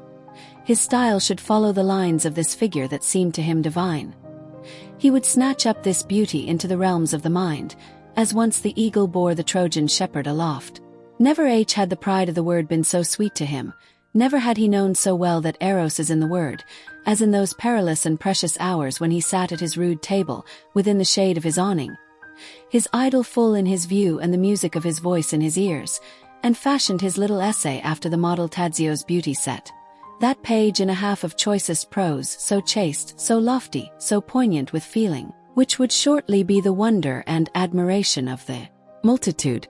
Verily it is well for the world that it sees only the beauty of the completed work, and not its origins nor the conditions whence it sprang, since knowledge of the artist's inspiration might often but confuse and alarm, and so prevent the full effect of its excellence.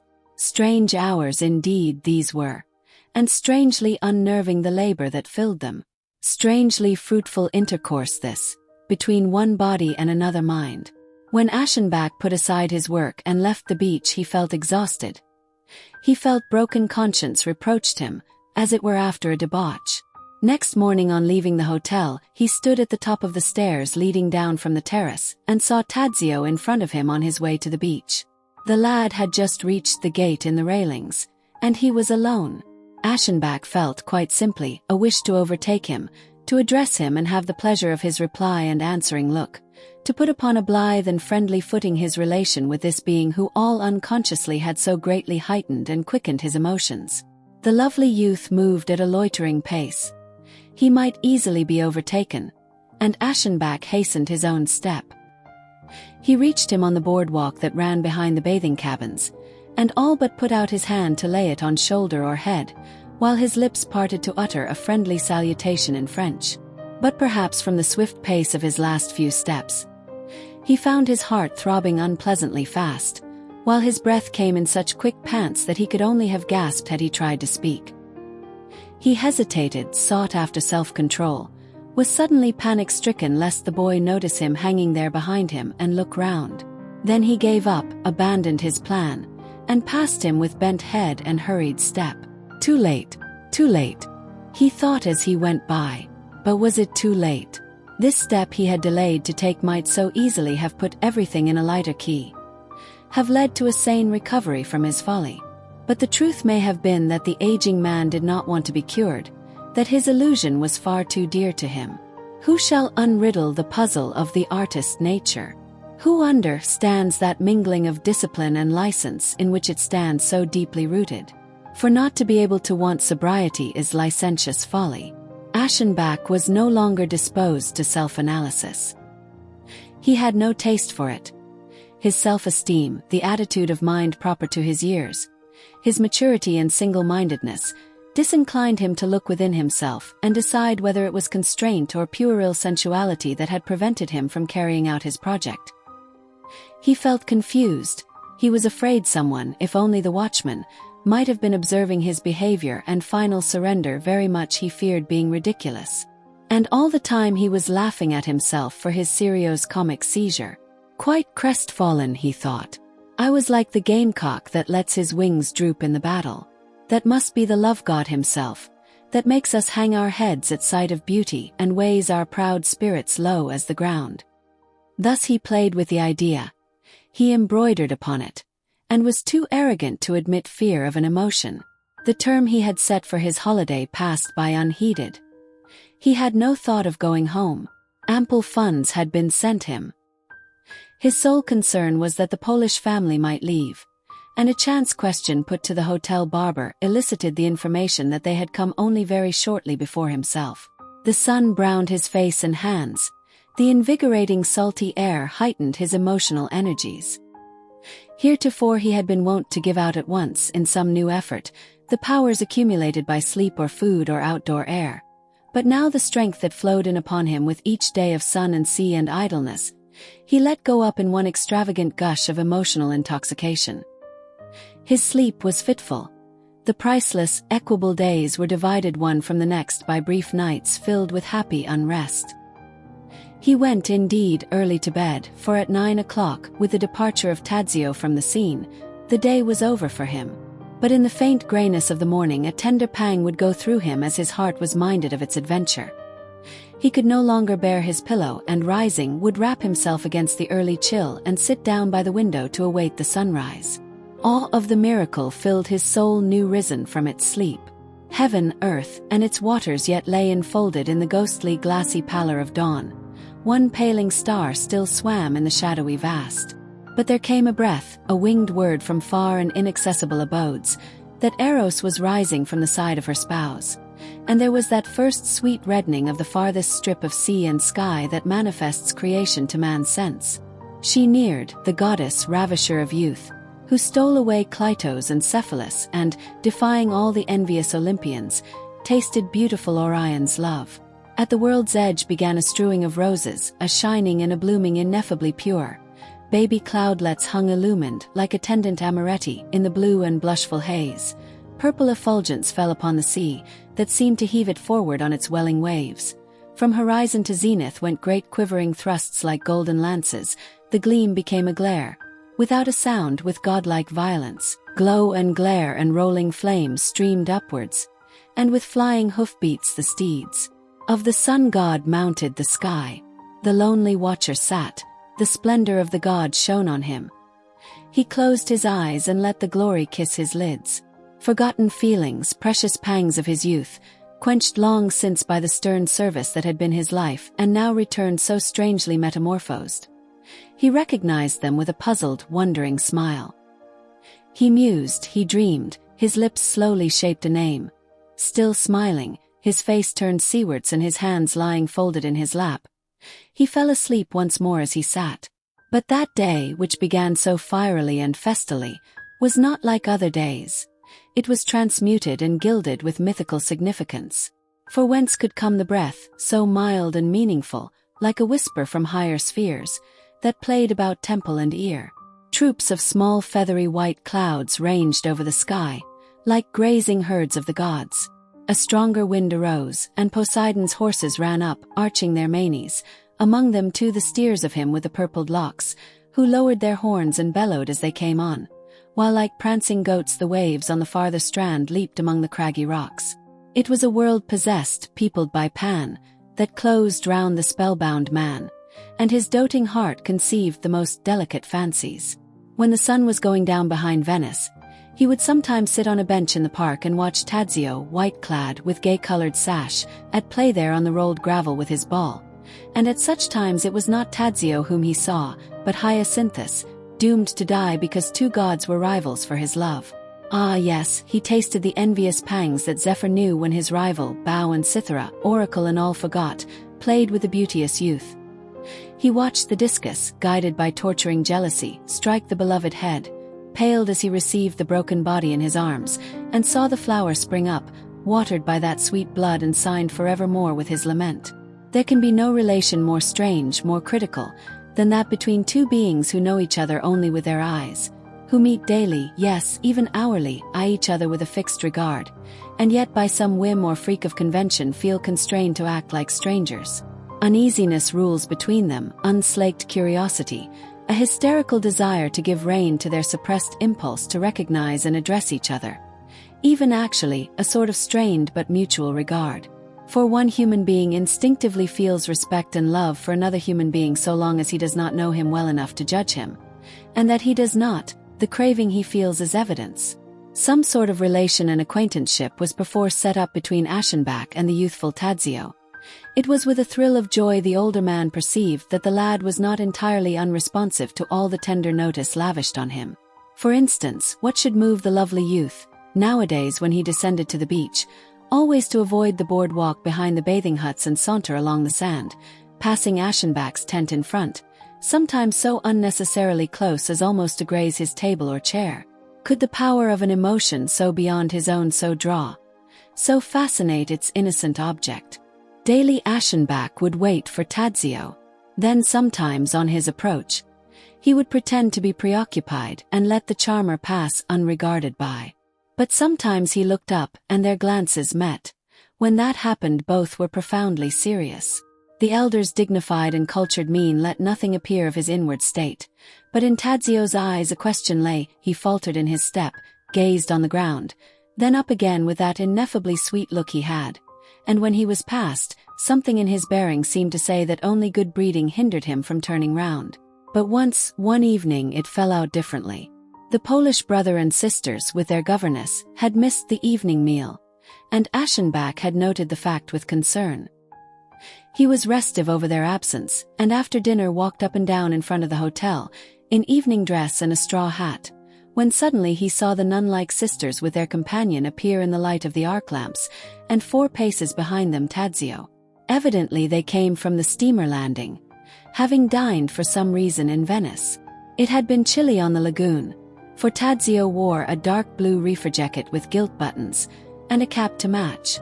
Sun and sea air could not burn his skin.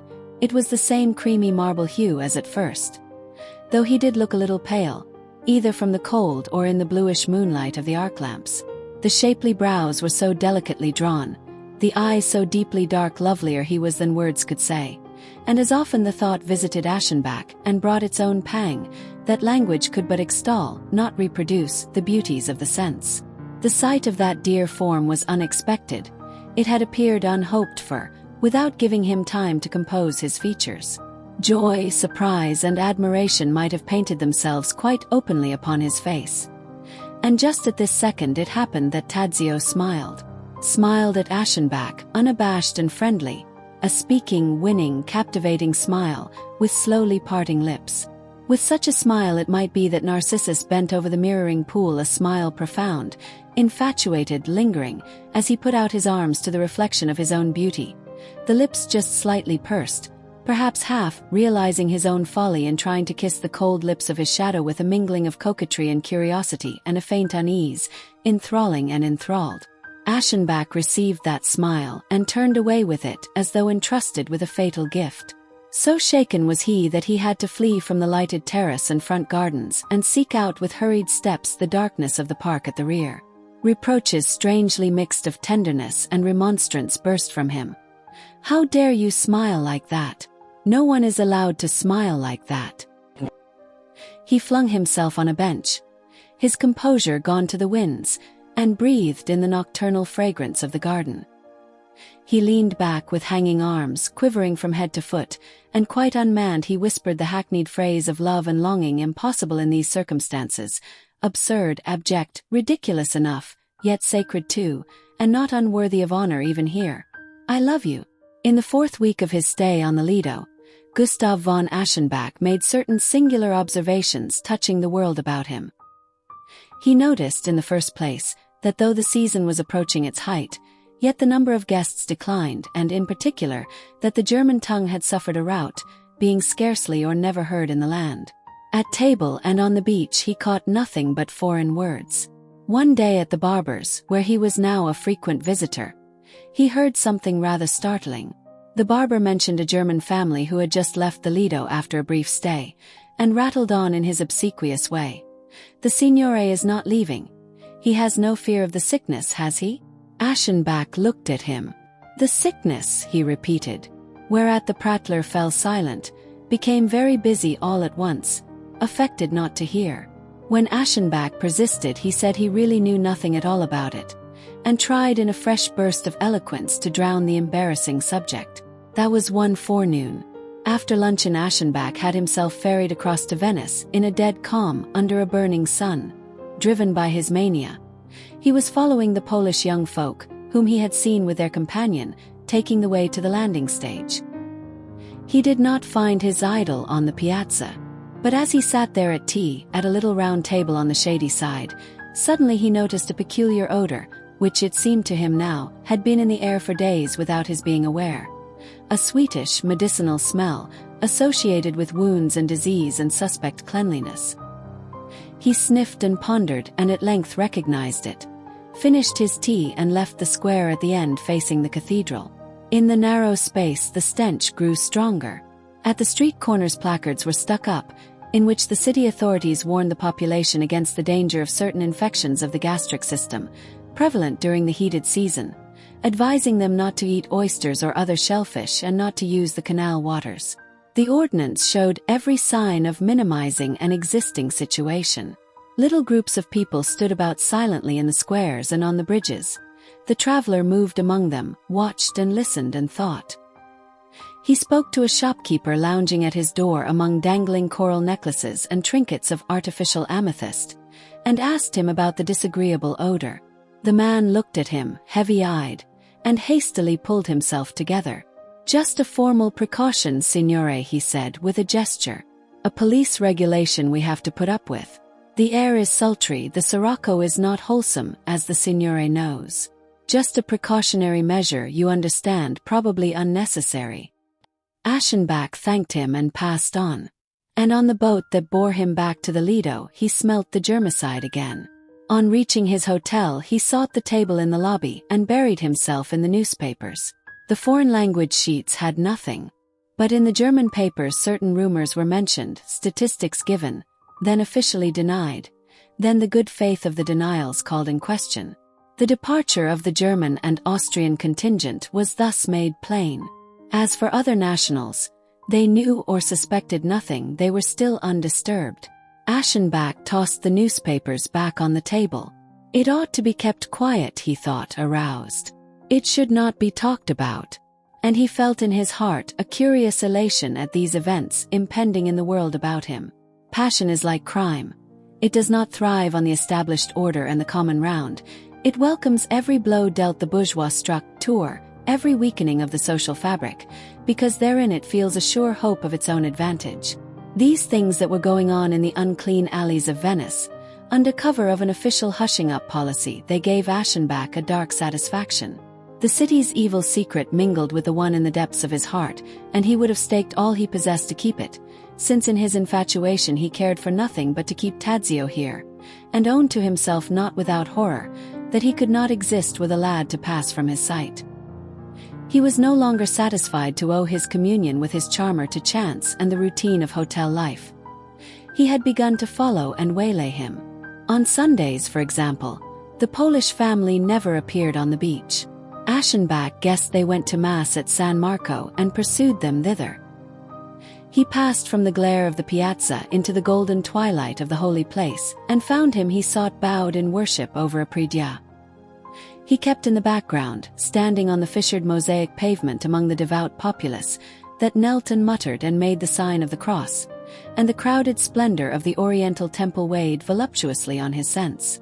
A heavily ornate priest intoned and gesticulated before the altar, where little candle flames flickered helplessly in the reek of incense-breathing smoke, and with that cloying sacrificial smell another seemed to mingle, the odor of the sickened city. But through all the glamour and glitter Aschenbach saw the exquisite creature there in front turn his head, seek out and meet his lover's eye.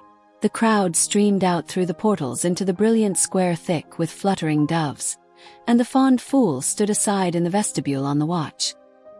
He saw the Polish family leave the church. The children took ceremonial leave of their mother, and she turned towards the Piazzetta on her way home, while his charmer and the cloistered sisters, with their governess, passed beneath the clock tower into the Merceria. When they were a few paces on, he followed, he stole behind them on their walk through the city. When they paused, he did so too. When they turned round, he fled into inns and courtyards to let them pass. Once he lost them from view, hunted feverishly over bridges and in filthy cul-de-sac, only to confront them suddenly in a narrow passage whence there was no escape, and experience a moment of panic fear. Yet it would be untrue to say he suffered. Mind and heart were drunk with passion. His footsteps guided by the demonic power whose pastime it is to trample on human reason and dignity. Tadzio and his sisters at length took a gondola. Aschenbach hid behind a portico or fountain while they embarked, and directly they pushed off did the same. In a furtive whisper he told the boatman he would tip him well to follow at a little distance the other gondola, just rounding a corner, and fairly sickened at the man's quick, sly grasp and ready acceptance of the go-between's role. Leaning back among soft black cushions, he swayed gently in the wake of the other black-snout bark, to which the strength of his passion chained him. Sometimes it passed from his view, and then he was assailed by an anguish of unrest. But his guide appeared to have long practice in affairs like these. Always, by dint of short-cuts or deft maneuvers, he contrived to overtake the coveted sight. The air was heavy and foul. The sun burnt down through a slate-colored haze. Water slapped gurgling against wood and stone. The gondolier's cry, half warning, half salute, was answered with singular accord from far within the silence of the labyrinth.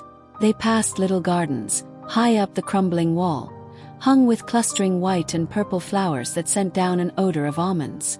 Moorish lattices showed shadowy in the gloom. The marble steps of a church descended into the canal, and on them a beggar squatted, displaying his misery to view, showing the whites of his eyes, holding out his hat for alms. Farther on, a dealer in antiquities cringed before his lair, inviting the passerby to enter and be duped. Yes, this was Venice, this the fair frailty that fawned and that betrayed, half fairy tale, half snare. The city in whose stagnating air the art of painting once put forth so lusty a growth, and where musicians were moved to a chord so weirdly lulling and lascivious.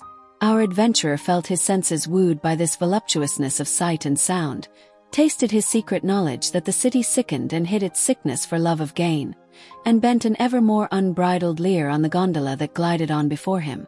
It came at last to this, that his frenzy left him capacity for nothing else but to pursue his flame, to dream of him absent, to lavish, lover-like, endearing terms on his mere shadow.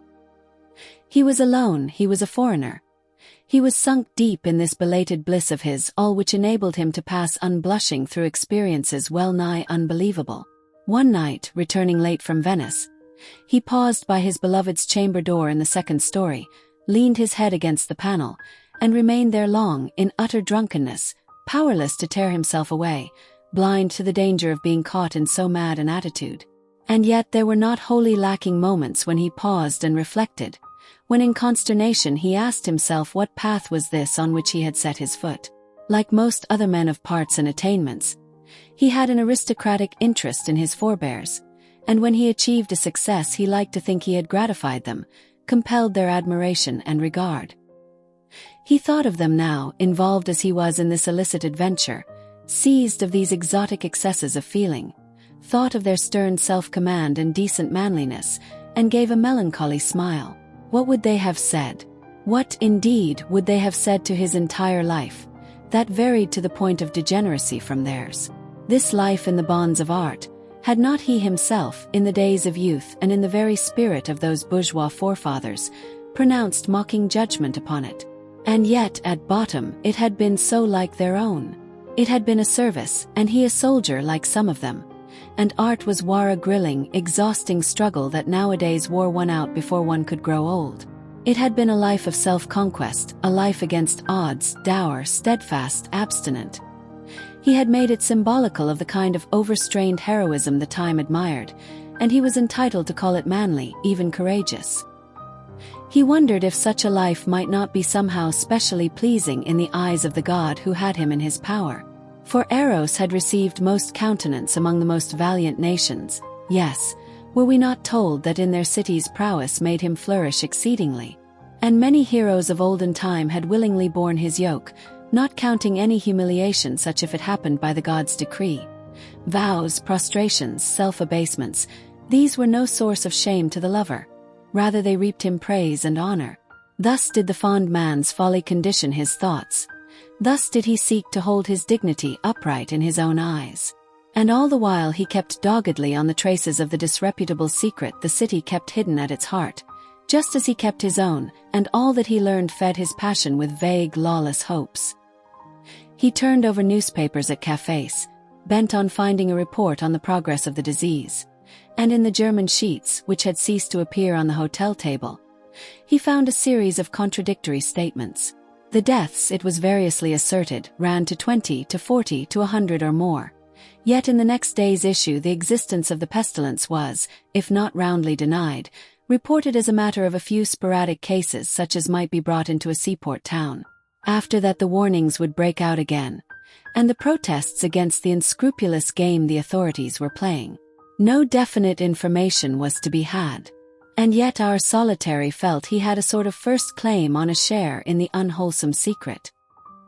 He took a fantastic satisfaction in putting leading questions to such persons as were interested to conceal it, and forcing them to explicit untruths by way of denial. One day he attacked the manager, that small, soft-stepping man in the French frock coat, who was moving about among the guests at luncheon, supervising the service and making himself socially agreeable. He paused at Aschenbach's table to exchange a greeting, and the guest put a question with a negligent, casual air. Why in the world are they forever disinfecting the city of Venice? A police regulation, the adroit one replied. A precautionary measure, intended to protect the health of the public during this unseasonably warm and sultry weather.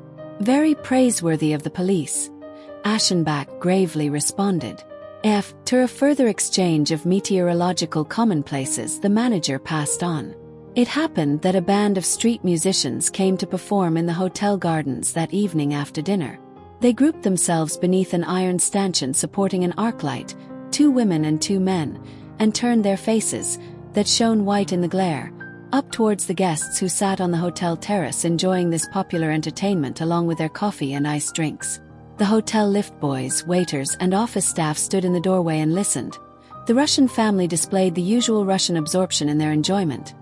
They had their chairs put down into the garden to be nearer the singers and sat there in a half-circle with gratitude painted on their features, the old serf in her turban erect behind their chairs. These strolling players were adepts at mandolin, guitar, harmonica, even compassing a reedy violin.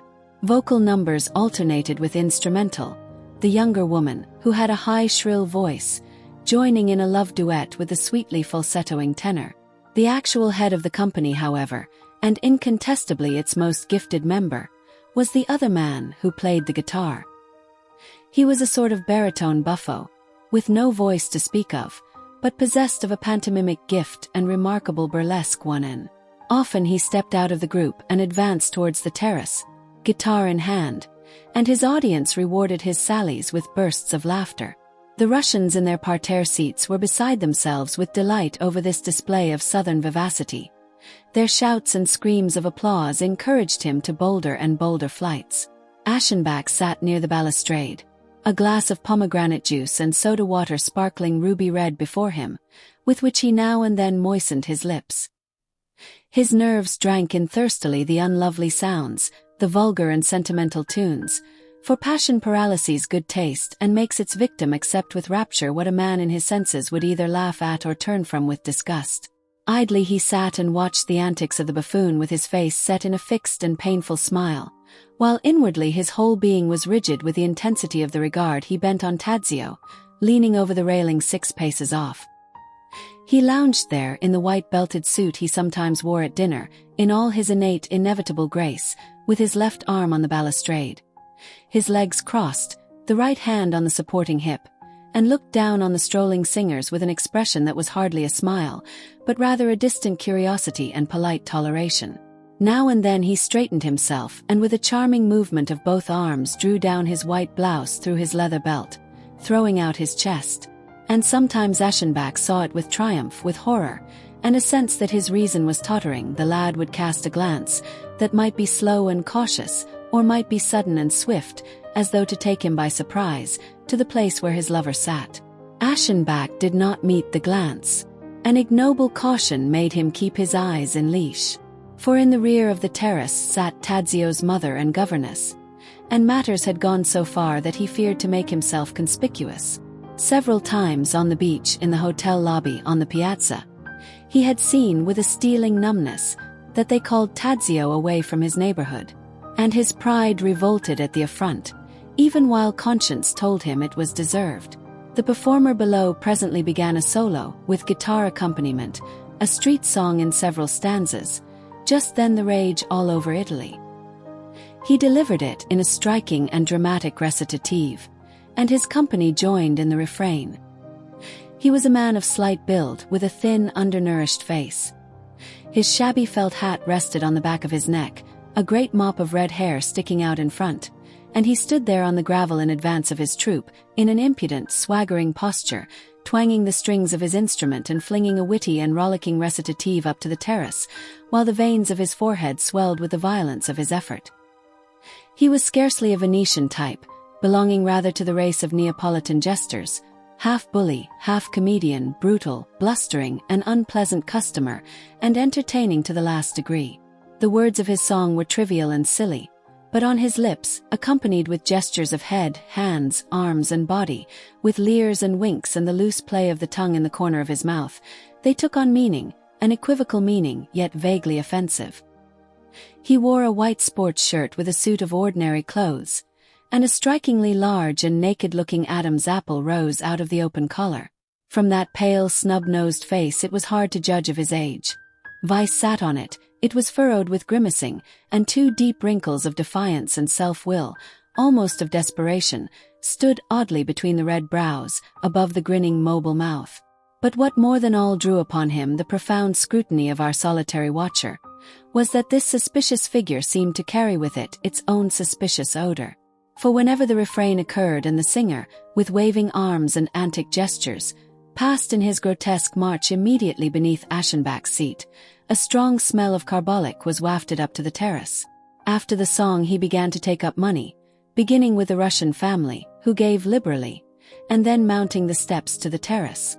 But here he became as cringing as he had before been forward. He glided between the tables, bowing and scraping, showing his strong white teeth in a servile smile, though the 2 deep furrows on the brow were still very marked. His audience looked at the strange creature as he went about collecting his livelihood, and their curiosity was not unmixed with disfavor. They tossed coins with their fingertips into his hat and took care not to touch it.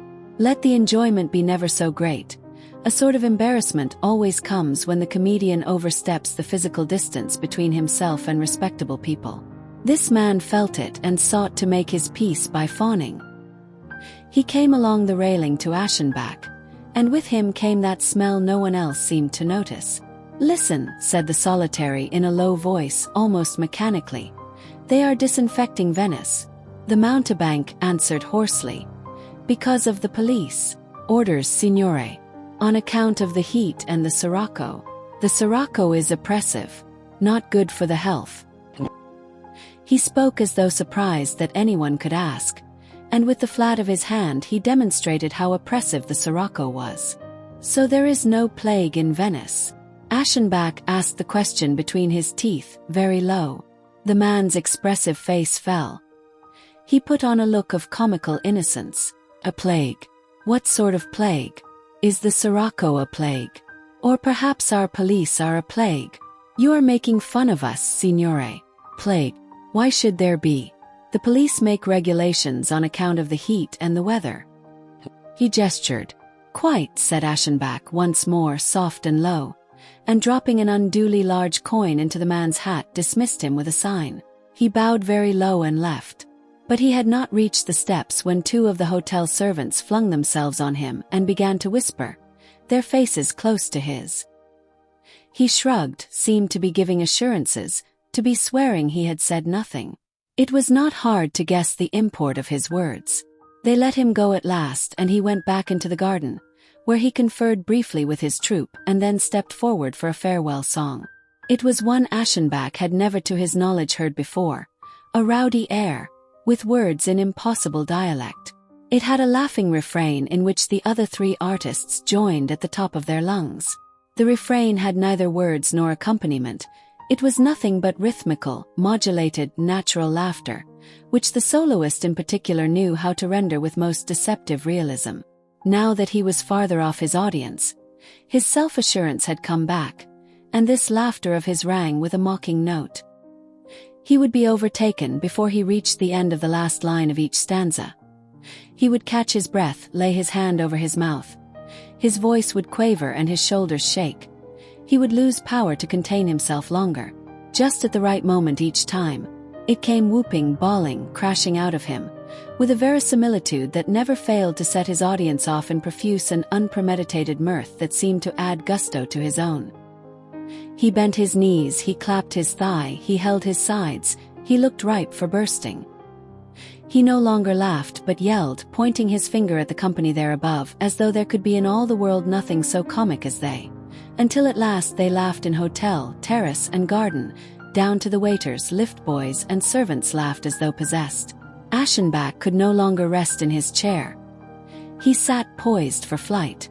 But the combined effect of the laughing, the hospital odor in his nostrils, and the nearness of the beloved was to hold him in a spell. He felt unable to stir. Under cover of the general commotion, he looked across at Tadzio and saw that the lovely boy returned his gaze with a seriousness that seemed the copy of his own.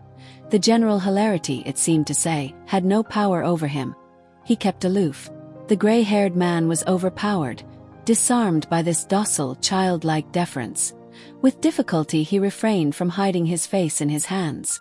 Tadzio's habit, too, of drawing himself up and taking a deep sighing breath struck him as being due to an oppression of the chest. He is sickly. He will never live to grow up, he thought once again, with that dispassionate vision to which his madness of desire sometimes so strangely gave way. And compassion struggled with the reckless exultation of his heart. The players, meanwhile, had finished and gone, their leader bowing and scraping, kissing his hands and adorning his leave-taking with antics that grew madder with the applause they evoked. After all the others were outside, he pretended to run backwards full tilt against a lamppost and slunk to the gate, apparently doubled over with pain. But there he threw off his buffoon's mask, stood erect, with an elastic straightening of his whole figure, ran out his tongue impudently at the guests on the terrace, and vanished in the night. The company dispersed. Tadzio had long since left the balustrade. But he, the lonely man, sat for long, to the waiter's great annoyance, before the dregs of pomegranate juice in his glass. Time passed, the night went on. Long ago, in his parental home, he had watched the sand filter through an hourglass. He could still see, as though it stood before him, the fragile, pregnant little toy. Soundless and fine, the rust-red streamlet ran through the narrow neck, and made, as it declined in the upper cavity, an exquisite little vortex.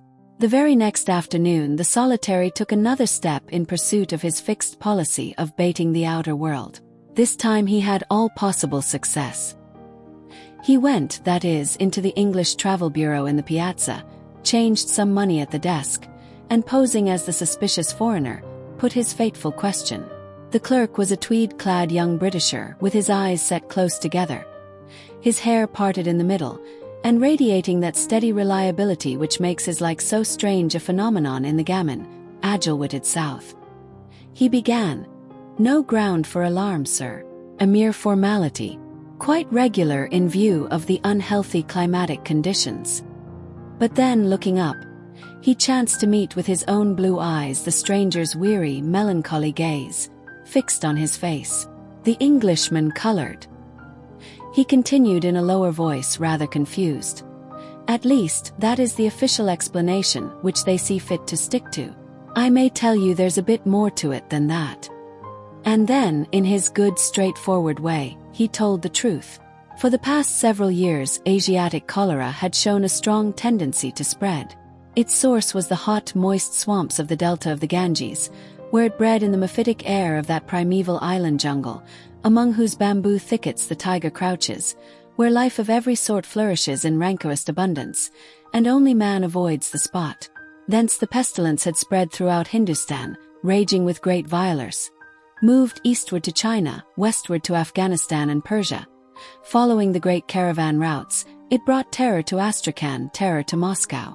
Even while Europe trembled lest the spectre be seen striding westward across country, it was carried by sea from Syrian ports and appeared simultaneously at several points on the Mediterranean littoral, raised its head in Toulon and Malaga, Palermo and Naples, and soon got a firm hold in Calabria and Apulia.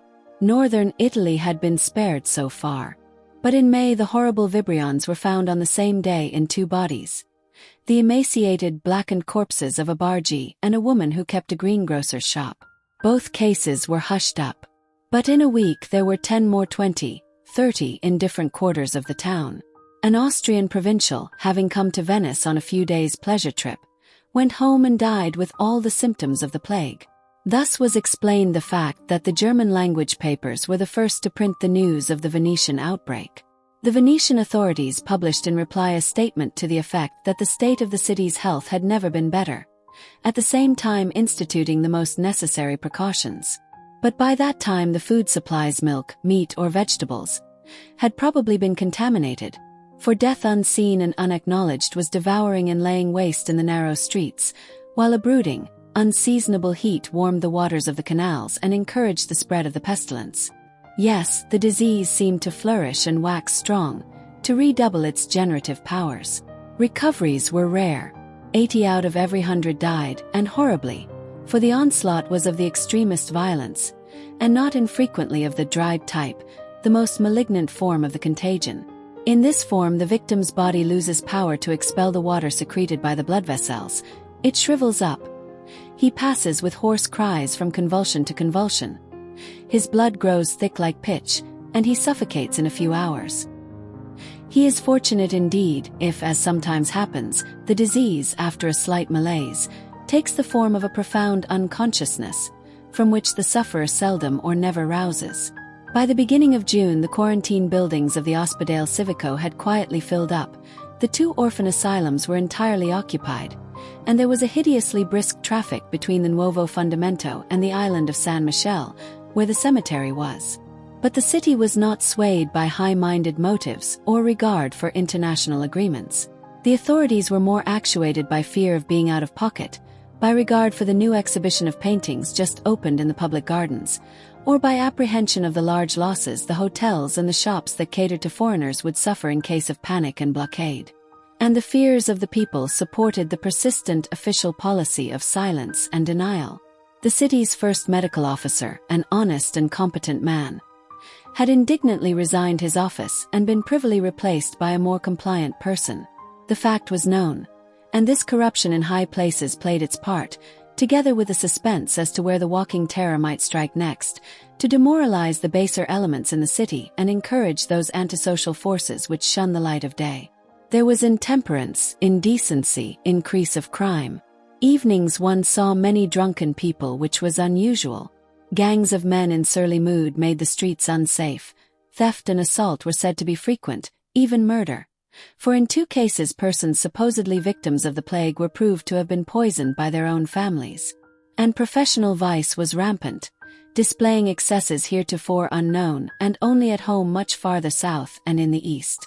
Such was the substance of the Englishman's tale. "You would do well," he concluded, "to leave today instead of tomorrow.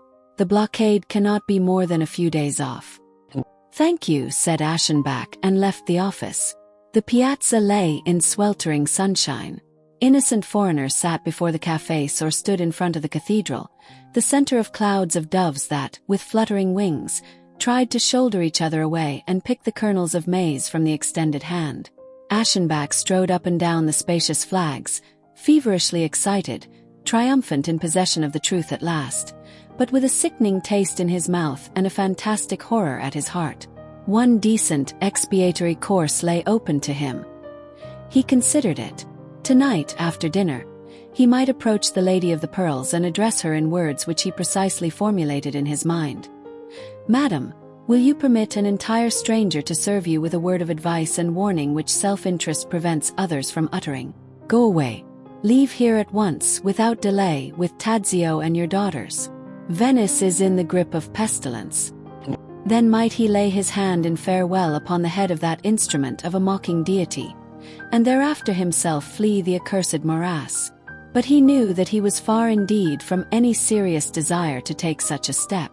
It would restore him, would give him back himself once more. But he who is beside himself revolts at the idea of self-possession. There crossed his mind the vision of a white building with inscriptions on it, glittering in the sinking sun. He recalled how his mind had dreamed away into their transparent mysticism, recalled the strange pilgrim apparition that had wakened in the aging man a lust for strange countries and fresh sights.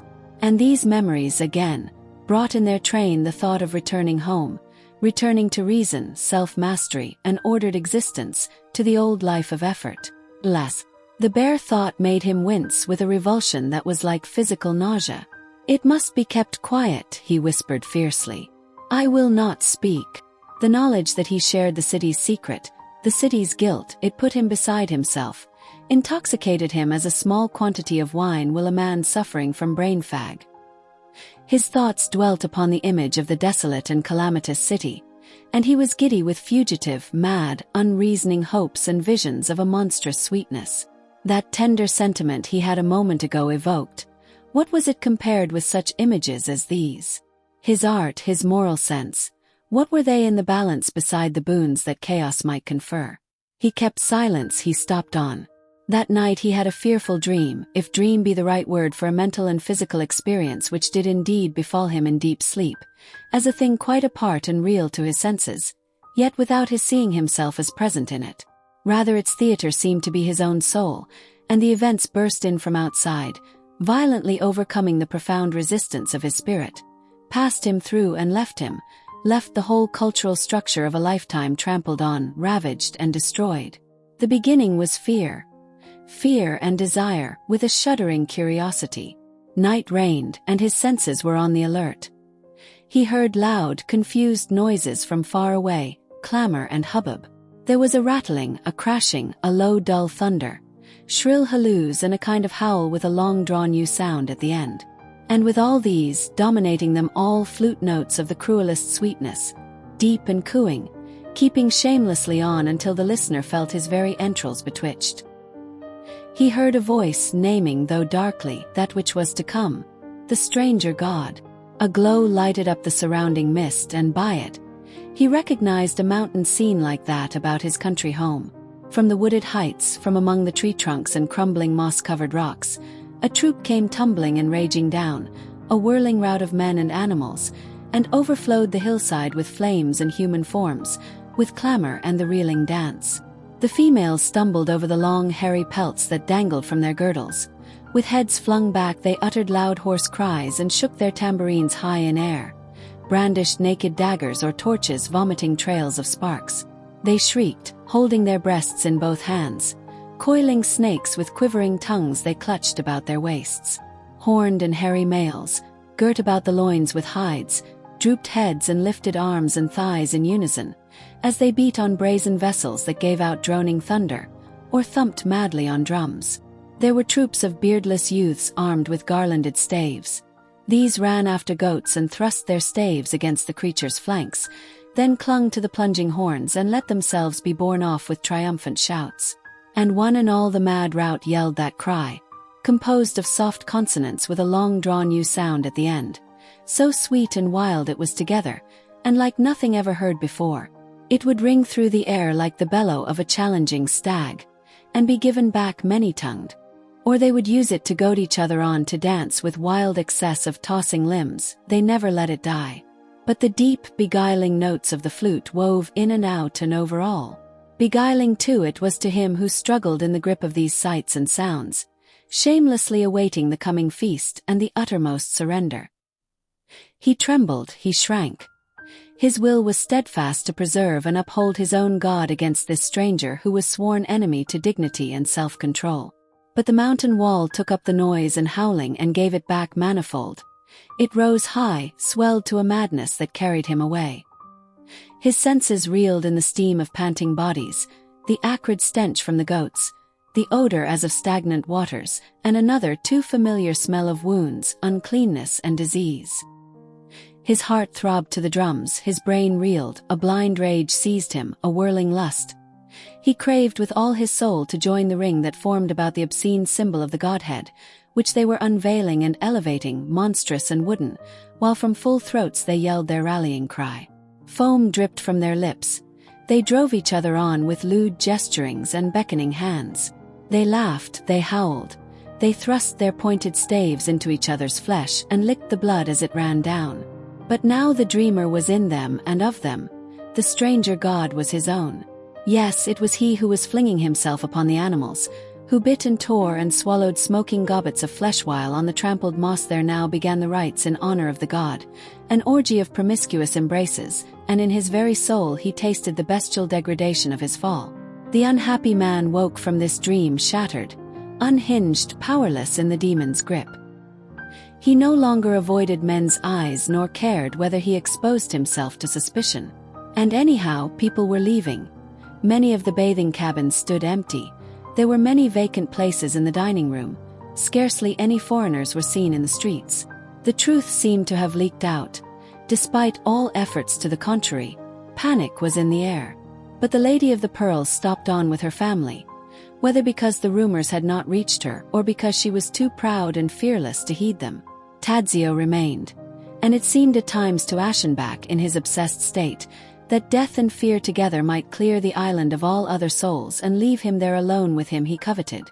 In the long mornings on the beach his heavy gaze would rest, a fixed and reckless stare, upon the lad. Towards nightfall, lost to shame, he would follow him through the city's narrow streets where horrid death stalked too, and at such time it seemed to him as though the moral law were fallen in ruins and only the monstrous and perverse held out a hope. Like any lover, he desired to please, suffered agonies at the thought of failure, and brightened his dress with smart ties and handkerchiefs and other youthful touches. He added jewelry and perfumes and spent hours each day over his toilette, appearing at dinner elaborately arrayed and tensely excited. The presence of the youthful beauty that had bewitched him filled him with disgust of his own aging body. The sight of his own sharp features and gray hair plunged him in hopeless mortification. He made desperate efforts to recover the appearance and freshness of his youth and began paying frequent visits to the hotel barber. Enveloped in the white sheet, beneath the hands of that garrulous personage, he would lean back in the chair and look at himself in the glass with misgiving. "Gray," he said with a grimace. "Slightly," answered the man. "Entirely due to neglect, to a lack of regard for appearances. Very natural, of course, in men of affairs, but after all, not very sensible, for it is just such people who ought to be above vulgar prejudice in matters like these. Some folk have very strict ideas about the use of cosmetics, but they never extend them to the teeth, as they logically should. And very disgusted other people would be if they did. No, we are all as old as we feel, but no older, and gray hair can misrepresent a man worse than dyed. You, for instance, signore, have a right to your natural color. Surely you will permit me to restore what belongs to you." "How?" asked Aschenbach. For answer the oily one washed his client's hair in 2 waters, one clear and one dark, and lo, it was as black as in the days of his youth. He waved it with the tongs in wide, flat undulations, and stepped back to admire the effect. "Now if we were just to freshen up the skin a little," he said. And with that he went on from one thing to another, his enthusiasm waxing with each new idea. Aschenbach sat there comfortably. He was incapable of objecting to the process, rather as it went forward it roused his hopes. He watched it in the mirror and saw his eyebrows grow more even and arching, the eyes gain in size and brilliance, by dint of a little application below the lids. A delicate carmine glowed on his cheeks where the skin had been so brown and leathery. The dry, anemic lips grew full, they turned the color of ripe strawberries. The lines round eyes and mouth were treated with a facial cream and gave place to youthful bloom. It was a young man who looked back at him from the glass. Aschenbach's heart leaped at the sight. The artist in cosmetic at last professed himself satisfied. After the manner of such people, he thanked his client profusely for what he had done himself. "The merest trifle, the merest, signore," he said as he added the final touches. "Now the signore can fall in love as soon as he likes." Aschenbach went off as in a dream, dazed between joy and fear, in his red necktie and broad straw hat with its gay striped band. A lukewarm storm wind had come up.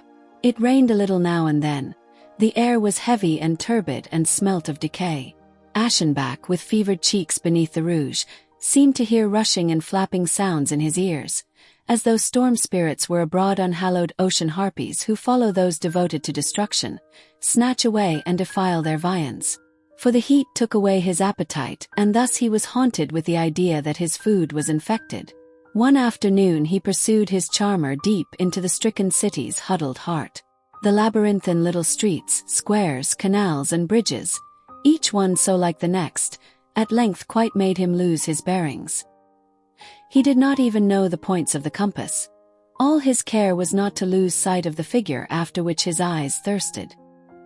He slunk under walls, he lurked behind buildings or people's backs, and the sustained tension of his senses and emotions exhausted him more and more, though for a long time he was unconscious of fatigue. Tadzio walked behind the others. He let them pass ahead in the narrow alleys, and as he sauntered slowly after, he would turn his head and assure himself with a glance of his strange twilight gray eyes that his lover was still following. He saw him and he did not betray him. The knowledge enraptured Aschenbach. Lured by those eyes, led on the leading string of his own passion and folly, utterly lovesick. He stole upon the footsteps of his unseemly hope, and at the end found himself cheated. The Polish family crossed a small vaulted bridge, the height of whose archway hid them from his sight, and when he climbed it himself they were nowhere to be seen. He hunted in 3 directions straight ahead, and on both sides the narrow, dirty Quain vein. Worn quite out and unnerved, he had to give over the search. His head burned, his body was wet with clammy sweat. He was plagued by intolerable thirst. He looked about for refreshment of whatever sort, and found a little fruit shop where he bought some strawberries. They were overripe and soft. He ate them as he went. The street he was on opened out into a little square, one of those charmed, forsaken spots he liked. He recognized it as the very one where he had sat weeks ago and conceived his abortive plan of flight. He sank down on the steps of the well and leaned his head against its stone rim. It was quiet here. Grass grew between the stones, and rubbish lay about. Tall, weather-beaten houses bordered the square, one of them rather palatial, with vaulted windows, gaping now, and little lion balconies. In the ground floor of another was an apothecary's shop. A waft of carbolic acid was borne on a warm gust of wind. There he sat, the master. This was he who had found a way to reconcile art and honors, who had written the abject, in a style of classic purity, renounced bohemianism and all its works, all sympathy with the abyss and the troubled depths of the outcast human soul. This was he who had put knowledge underfoot to climb so high, who had outgrown the ironic pose and adjusted himself to the burdens and obligations of fame, whose renown had been officially recognized and his name ennobled, whose style was set for a model in the schools. There he sat. His eyelids were closed. There was only a swift sidelong glint of the eyeballs now and again, something between a question and a leer, while the rouged and flabby mouth uttered single words of the sentences shaped in his disordered brain by the fantastic logic that governs our dreams. For mark you, Vdru's beauty alone is both divine and visible, and so it is the sense way, the artist's way, little Vdru's, to the spirit. But now tell me, my dear boy, do you believe that such a man can ever attain wisdom and true manly worth, for whom the path to the spirit must lead through the senses? Or do you rather think, for I leave the point to you, that it is a path of perilous sweetness, a way of transgression, and must surely lead him who walks in it astray? For you know that we poets cannot walk the way of beauty without Eros as our companion and guide. We may be heroic after our fashion, disciplined warriors of our craft, yet are we all the women, for we exult in passion, and love is still our desire, our craving, and our shame. And from this you will perceive that we poets can be neither wise nor worthy citizens. We must needs be wanton, must needs rove at large in the realm of feeling. Our magisterial style is all folly and pretense, our honorable repute a farce, the crowd's belief in us is merely laughable. And to teach youth or the populace, by means of art, is a dangerous practice and ought to be forbidden. For what good can an artist be as a teacher, when from his birth up he is headed direct for the pit? We may want to shun it and attain to honor in the world, but however we turn, it draws us still. So, then, since knowledge might destroy us, we will have none of it. For knowledge, Vdru's, does not make him who possesses it dignified or austere. Knowledge is all-knowing, understanding, forgiving. It takes up no position, sets no store by form, has compassion with the abyss, it is the abyss. So we reject it firmly, and henceforward our concern shall be with beauty only. And by beauty we mean simplicity, largeness, and renewed severity of discipline. We mean a return to detachment and to form. But detachment, Vdru's, and preoccupation with form lead to intoxication and desire. They may lead the noblest among us to frightful emotional excesses, which his own stern cult of the beautiful would make him the first to condemn. So they too lead to the bottomless pit. Yes, they lead us thither, I say. Us who are poets, who by our natures are prone not to excellence but to excess. And now, Vdru's, I will go. Remain here. And only when you can no longer see me, then do you depart also. A few days later Gustav Aschenbach left his hotel rather later than usual in the morning. He was not feeling well and had to struggle against spells of giddiness only half physical in their nature, accompanied by a swiftly mounting dread, a sense of futility and hopelessness, but whether this referred to himself or to the outer world he could not tell. In the lobby he saw a quantity of luggage lying strapped and ready, asked the porter whose it was, and received in answer the name he already knew he should hear, that of the Polish family. The expression of his ravaged features did not change. He only gave that quick lift of the head with which we sometimes receive the uninteresting answer to a casual query. But he put another. When? After luncheon, the man replied. He nodded and went down to the beach. It was an unfriendly scene. Little crisping shivers ran all across the wide stretch of shallow water between the shore and the first sandbank. The whole beach, once so full of color and life, looked now autumnal, out of season. It was nearly deserted and not even very clean. A camera on a tripod stood at the edge of the water, apparently abandoned. Its black cloth snapped in the freshening wind. Tadzio was there, in front of his cabin, with the 3 or 4 playfellows still left him. Aschenbach set up his chair some halfway between the cabins and the water, spread a rug over his knees, and sat looking on. The game this time was unsupervised, the elders being probably busy with their packing, and it looked rather lawless and out of hand. Jaskew, the sturdy lad in the belted suit, with the black brilliantined hair, became angry at a handful of sand thrown in his eyes. He challenged Tadzio to a fight, which quickly ended in the downfall of the weaker. And perhaps the coarser nature saw here a chance to avenge himself at last, by one cruel act, for his long weeks of subserviency. The victor would not let the vanquished get up, but remained kneeling on Tadzio's back, pressing Tadzio's face into the sand, for so long a time that it seemed the exhausted lad might even suffocate. He made spasmodic efforts to shake the other off, lay still, and then began a feeble twitching. Just as Aschenbach was about to spring indignantly to the rescue, Jaskew let his victim go. Tadzio, very pale, half sat up, and remained so, leaning on one arm for several minutes, with darkening eyes and rumpled hair. Then he rose and walked slowly away. The others called him, at first gaily, then imploringly. He would not hear. Jaskew was evidently overtaken by swift remorse.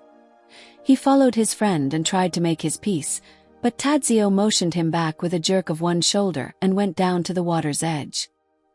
He was barefoot and wore his striped linen suit with the red breast knot. There he stayed a little with bent head, tracing figures in the wet sand with one toe, then stepped into the shallow water, which at its deepest did not wet his knees, waded idly through it and reached the sandbar. Now he paused again, with his face turned seaward, and next began to move slowly leftwards along the narrow strip of sand the sea left bare. He paced there, divided by an expanse of water from the shore, from his mates by his moody pride.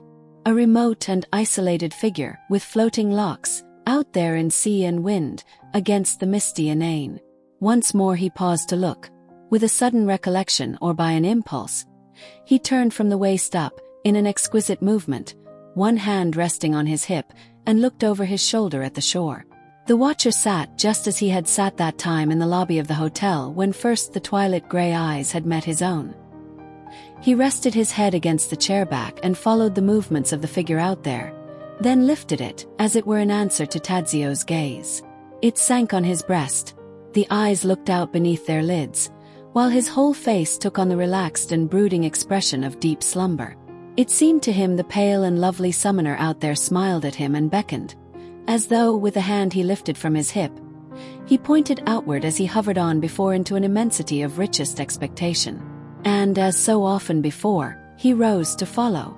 Some minutes passed before anyone hastened to the aid of the elderly man sitting there collapsed in his chair. They bore him to his room, and before nightfall a shocked and respectful world received the news of his decease. Thank you for watching this video. If you enjoyed this story, please give it a thumbs up to show your support. Don't forget to subscribe to my channel for more storybooks. Hit the bell icon so you never miss an update. And I'd love to hear from you. Comment below with your thoughts on this book or share your favorite Murakami novel. Thanks again for watching, and I'll see you in the next video.